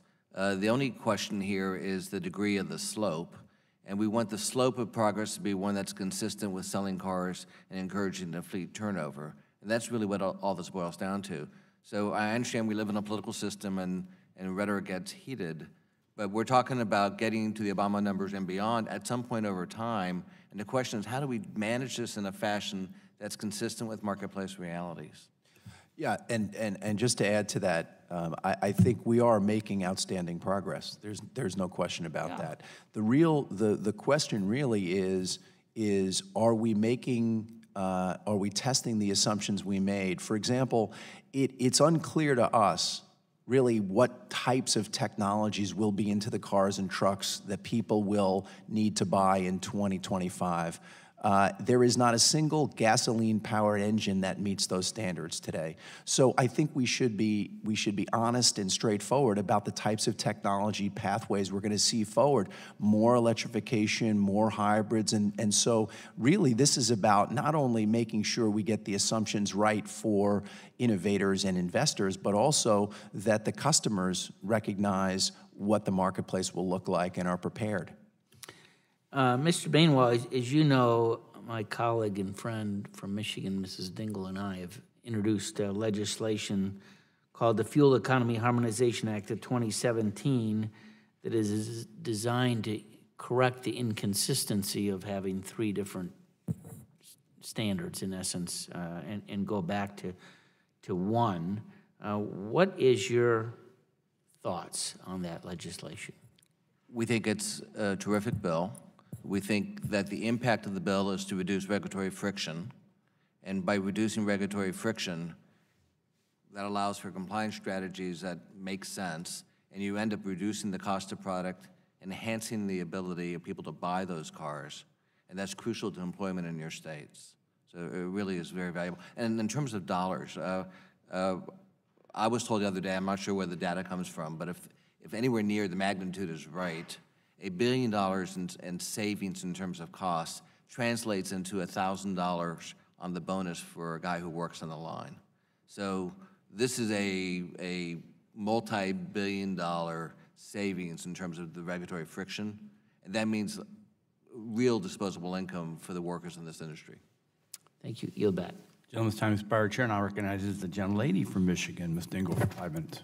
Thank you, Mr. Chairman. I have a lot of questions. I'm going to go to my last one first because I want to follow up on my colleague from Michigan. When we are talking about, first of all, I'm an idealist. Someday we're going to bring permanent peace between Michigan and California. That's my goal here because I think we all want to have a better environment.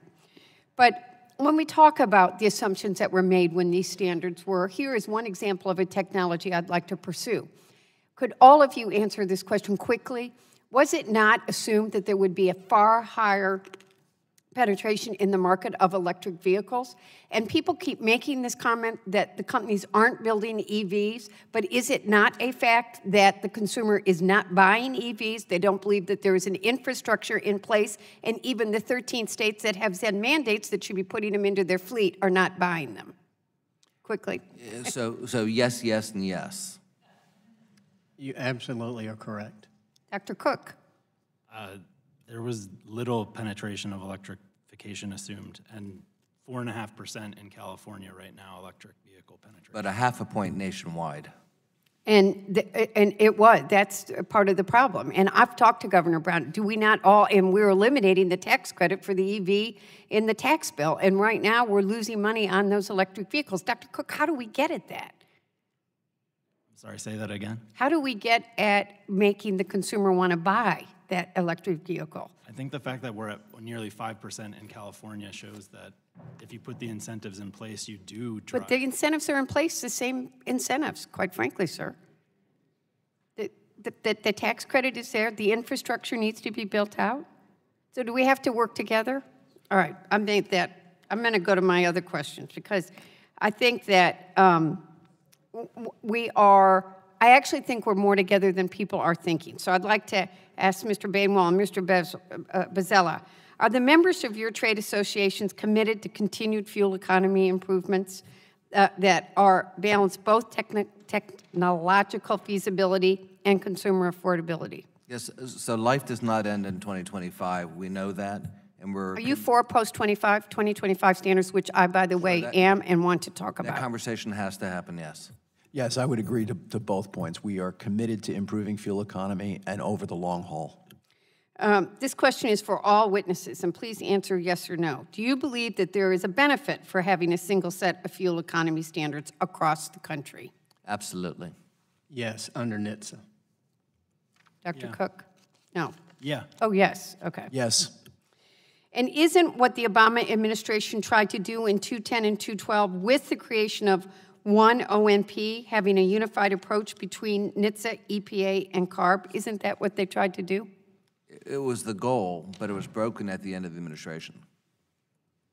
Mr. O'Connell? I believe that Congress had it right the first time not to have a patchwork, that NHTSA should be in charge. Dr. Cook? It was the goal and is still in place. It was the aspiration, and it hasn't been realized. And in fact, EPA and NHTSA both clearly stated in their joint NPRM issued in 2012, I have it right here, the need to create a unified approach so that the manufacturers could design one fleet of vehicles to comply with both programs. And isn't it true that the 2012 joint final rule had two main phases, the first being CAFE standards from model years 217 to 221, and then separate projected standards from model years 222 to 225? Yes. Dr. Cook? Yeah. Yes. Okay, so it's my understanding that when the 212 joint final rule was released, that the 222 through 225 standards were what was called augural standards, in other words, estimated, which represent NHTSA's best estimate of what would be maximally feasible at the time. Is that correct? Yes. I just represent the consumer who wants to be able to afford the vehicle. Okay. Dr. Cook? Yes. John? Yes. Okay. So we are going through, right now, we are going through the midterm review as we speak. Whether some of you like it or not, it's very important.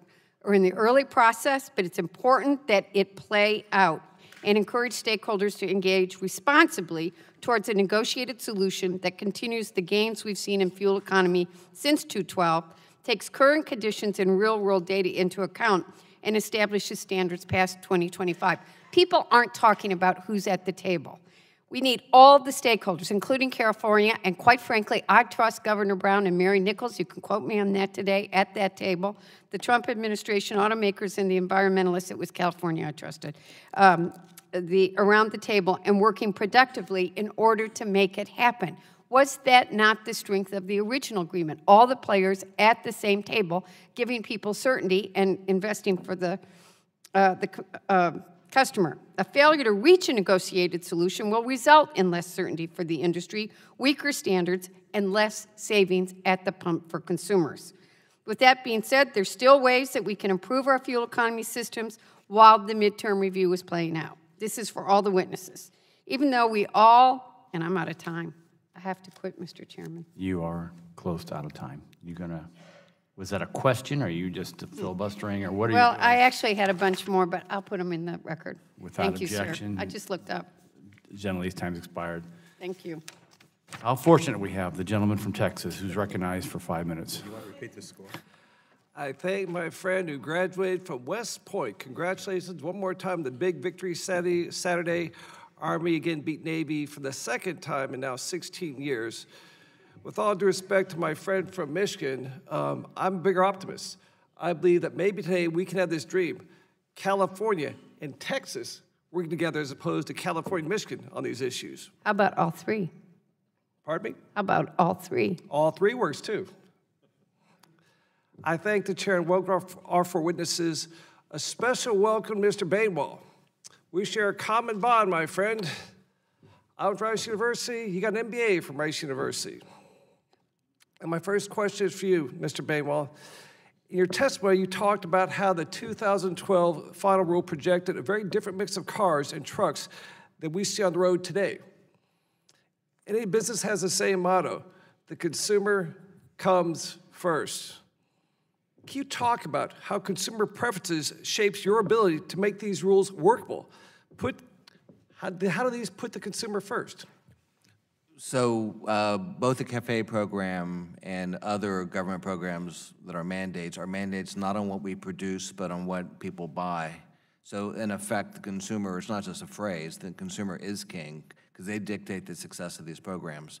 And when consumers don't buy what policymakers want, it's not the consumer's fault. They're expressing their own market opinions about what's right for their families. And what we've seen over time with the plummeting in the price of gas is a very different mix of purchases in the marketplace. So pickups, trucks, SUVs, crossovers, and that has made life more complicated. Now there is something called the footprint. So the footprint accommodates some of the fleet mix, but it doesn't accommodate other dimensions of the fleet mix, including powertrain choices. Doesn't that show the need for a united, adaptable, responsive set of rules across the country? Yes, it sure does. Okay, another question for you, Mr. Badewald, and you, Mr. Bozzella. I'd like to discuss the harmonization of rules y'all work under. To what extent does the lack of harmonization between the two federal programs impact consumers and innovation? It's basically what I would call a government externality. The government is imposing costs on the marketplace that consumers then have to absorb. And so it is a problem. It makes fewer people able to buy cars. It retards the process of fleet turnover, and that has bad social outcomes. Mr. Bozzella, sir. And I would just add to that, why, if we're trying to achieve one goal, would we have different tools in different toolboxes? What that does is it creates compliance for the sake of compliance without benefits to consumers, and I think we got to get back to benefits for consumers. If this is so controversial, then why did the Obama administration grant your consideration of your petition last December? Any idea why? Had there been a different outcome in the election, perhaps we'd be having a more rational conversation about harmonization. So I think some of this gets filtered through the lens of national politics. I agree with that, Congressman. You ask a great question. We're very close. We're very close. We have the same aspirations and desires, and what we want to do is to create better benefits, more fuel economy, and reduced emissions for consumers, and let's focus on that. And could I add also? Yes, sir. The conversation we're having today has a feel that somehow there's a problem. And what we really need to understand is we should be celebrating success. I mean, I had that one slide that showed if you take the 2021 numbers and you add 1%, 2%, or 3%, we're at 97% realization of fuel savings. That's pretty darn good. You know, we have invested $100 billion a year in safety, fuel economy, technologies like AVs, and we're producing dividends for the marketplace. That's a good story, and we should be thankful for the success of this program. And now what we're talking about doing is finding a way to make the economics of the program, the regulatory piece of the program, more efficient so that more consumers can benefit from new cars. In my life, too, I see you guys make a great difference. My first car was a 1977 Silverado pickup truck, just one cab, nothing behind the seats. That truck, you could watch the gas gauge go down. As you hit the gas pedal, just boom, maybe 8 miles per gallon.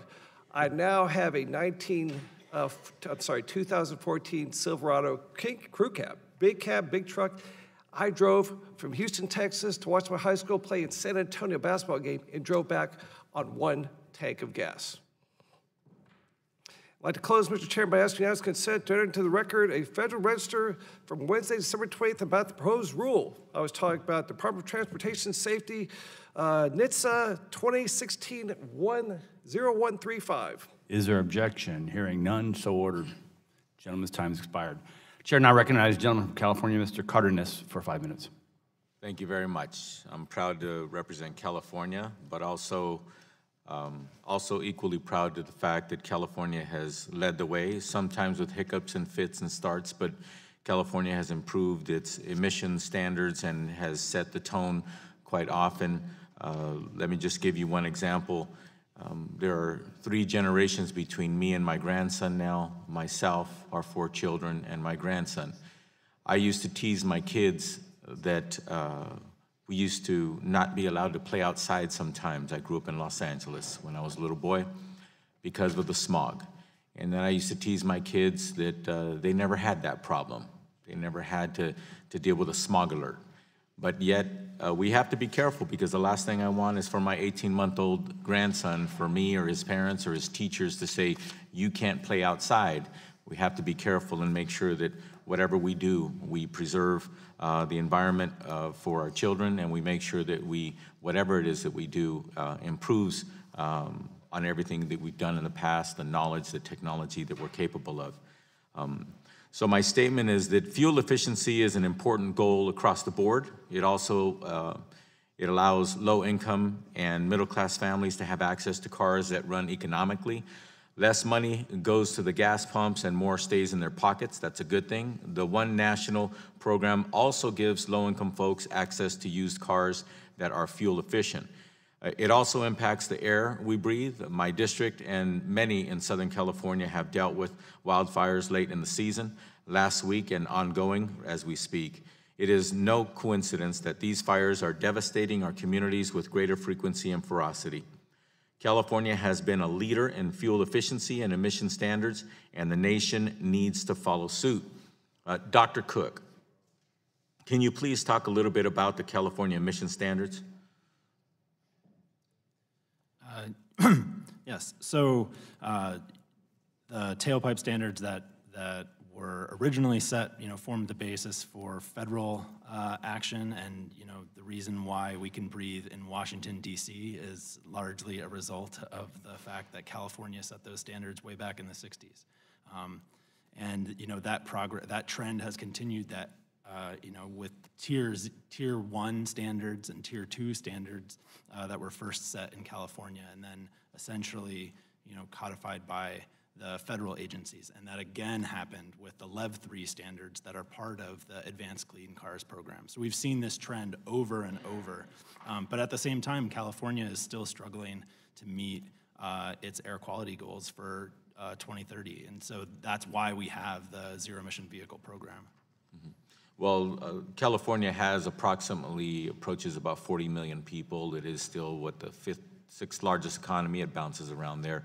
So the bottom line is, anytime you're that large and you're that impactful, especially economically, with all the issues that are going on with the population and also with the business, which is, to me, is a good thing. I'm very proud to be from California, and the fact that if we were our own country, we'd be ranked 5th or 6th largest economy in the world. So that being the case, it is complicated, but it's not impossible for us to continue to thrive and strive to be better and cleaner and more efficient, and to drive the markets as well. Dr. Cook, I'd also like to see if you could respond to the idea that the former NHTSA standards with rules that designed by Congress were preferable to the current One National program. Who does the former NHTSA standards benefit, by and large?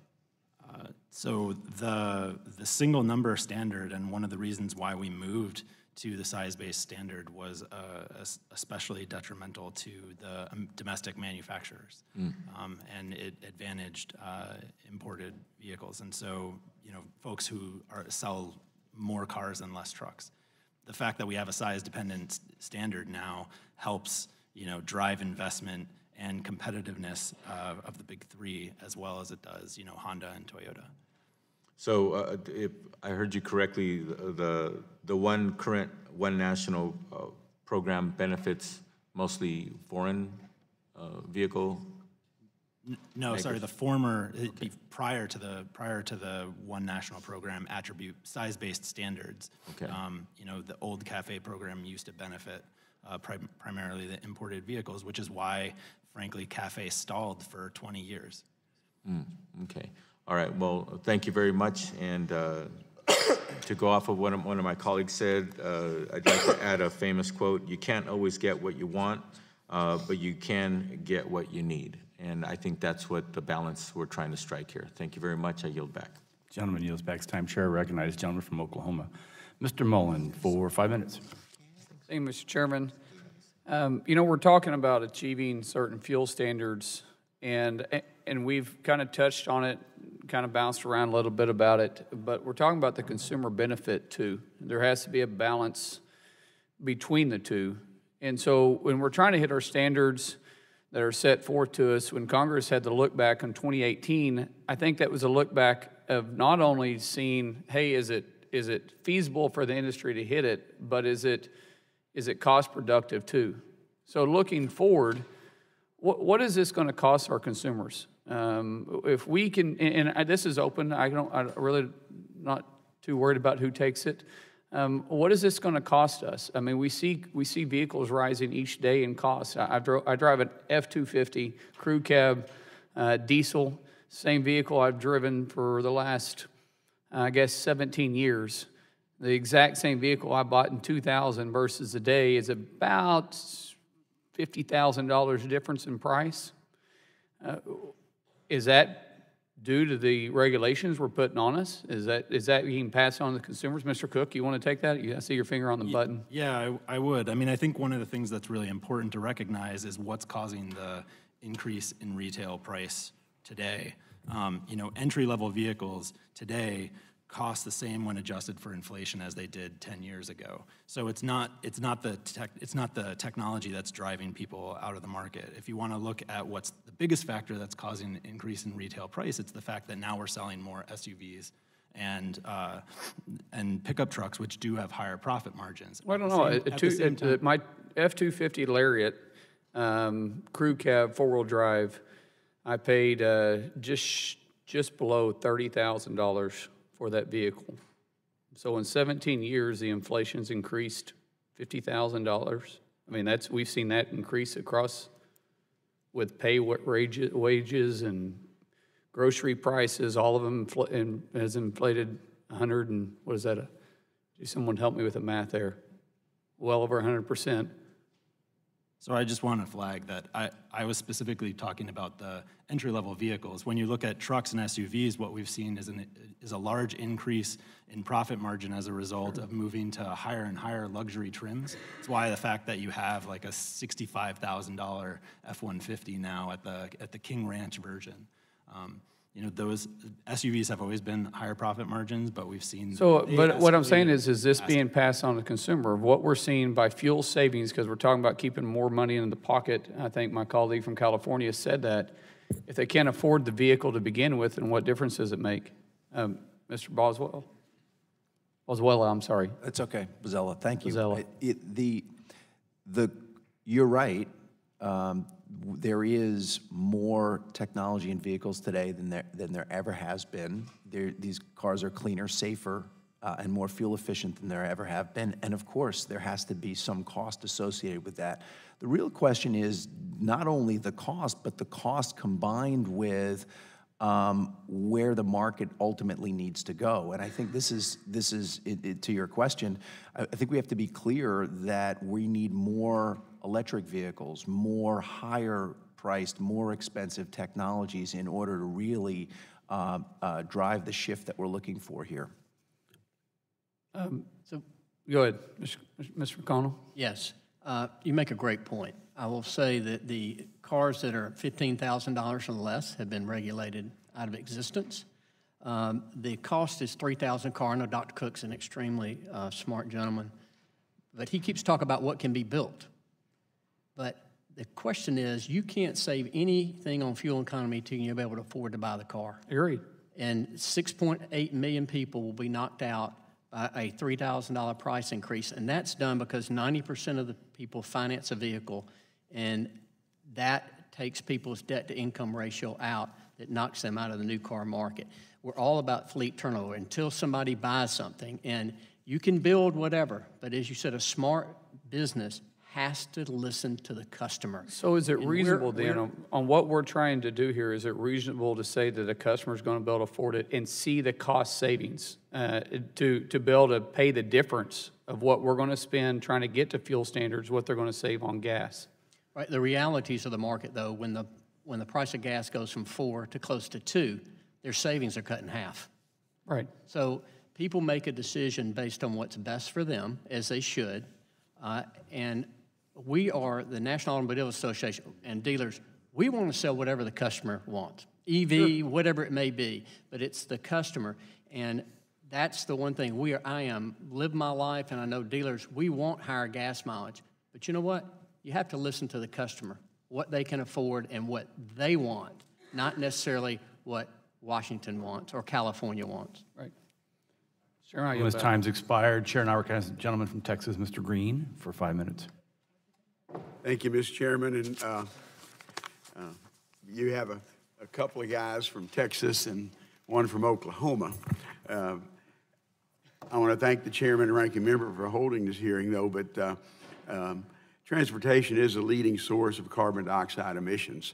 I have a very urban district in Houston, an industrial district with refineries. By the way, our gasoline over the weekend, the lowest price I found was $1.99 per gallon. And even with $57 barrel oil, there's there's some benefit from having a refinery down the road. But Houston is a car-dependent city. 94.4% of all our households have a car, and each household has at least 1.8 car. My wife and I think, share 5 cars in different locations. After Hurricane Harvey hit, nearly 1 million cars will be replaced in the Houston metro area. With analysis estimating that 30 to 40% will be new vehicles.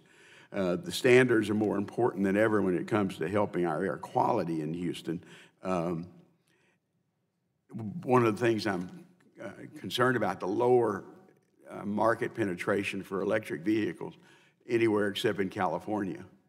And we have some in Houston, but you know, you're not going to drive from Houston to San Antonio that's 199 miles on an electric car that may not, you know, you have to sit and let it charge up for a few hours when you get there. So, Mr. Brainwald, how has the low price of gas affected purchasing habits among consumers when they come to fuel economy? So, in a profound way, so the average age of a car is about 11 years old. And when you think about the improvement in the conventional engine, there's 2 factors going on. If you're turning in a Camaro for a Camaro or a Civic for a Civic, whatever the case may be, over 11 years, you've got about 25% increase in fuel economy on average. So you have a combination of 2 effects. One is the improvement of the engine, and the second is the lower price of gas. The combination of the 2 has made electrification kind of a niche product. And it's just an economic reality. That may change over time, but those 2 factors, the starkness of the improvement and the lower price of gas, combined to really impact penetration. The electrification of the fleet nationwide in 2017 is 0.5. If you look at the numbers of gas, in 2008 it was 97.6% of the marketplace. In 17, it's 96.9%. It's moved less than a point in a decade. And what's happening with electrification is coming out of the height of hybrids. So we're at a very, very slow uptick in terms of these alternative powertrains. At some point, it may take off, but we're not there yet. Well, people will typically vote with their pocketbook. But you're right, you're going to hear all of us have different cars. Again, I like big trucks, and so in Texas, I bought a Tahoe in 06. I couldn't get better than 16 miles an hour, but miles per gallon. But the new Tahoe I bought in 2016, we're getting 24 miles per gallon at certain times. And so you're right, it has increased, and people are going to vote with their pocketbook. And unless you can have a product that can do. And following up, were there any models of vehicles from the same year that equally priced hybrid version of the vehicle sold equally outsold the non-hybrid version? I'm not fully aware of the marketplace to that degree, but there are examples where the hybrid has been priced at the same level as a conventional engine, and people still choose a conventional engine. I can think of one particular example. The Lincoln had a hybrid and a non-hybrid priced at identical price. Customer had a choice. 70% chose the non-hybrid and 30% chose the hybrid. Same cost. Although that's still better than 5% penetration of electric vehicles in California and a half a point or for the rest of the country. Mr. Cook, regarding the proposed legislation by Representative Upton and Representative Dingell, can we know the full effect of the legislation will have on GHG and CAFE standards while the EPA's midterm review is still not completed? No, it's difficult to say. All we know is that in the short term, it sets it up for long-term failure. Okay. Well, and thank you, Mr. Chairman, for the time, and I guess I batted cleanup today. Thank you. I think you did. Thank you. Gentleman's time's expired. Seeing no further members wishing to ask questions, I would like to thank all of our witnesses for being here today. Before we conclude, I'd like to include the following documents to be submitted for the record by unanimous consent. We already got Mr. Olson's, already was taken care of. We have a letter from the Motor and Equipment Manufacturers Association. I think it's been viewed by the minority. and it's without objection that gets accepted. Pursuant to committee rules, I remind members that they have 10 business days to submit additional questions for the record, and I ask that witnesses submit their response within 10 business days upon receipt of the questions. Without objection, the subcommittee is adjourned.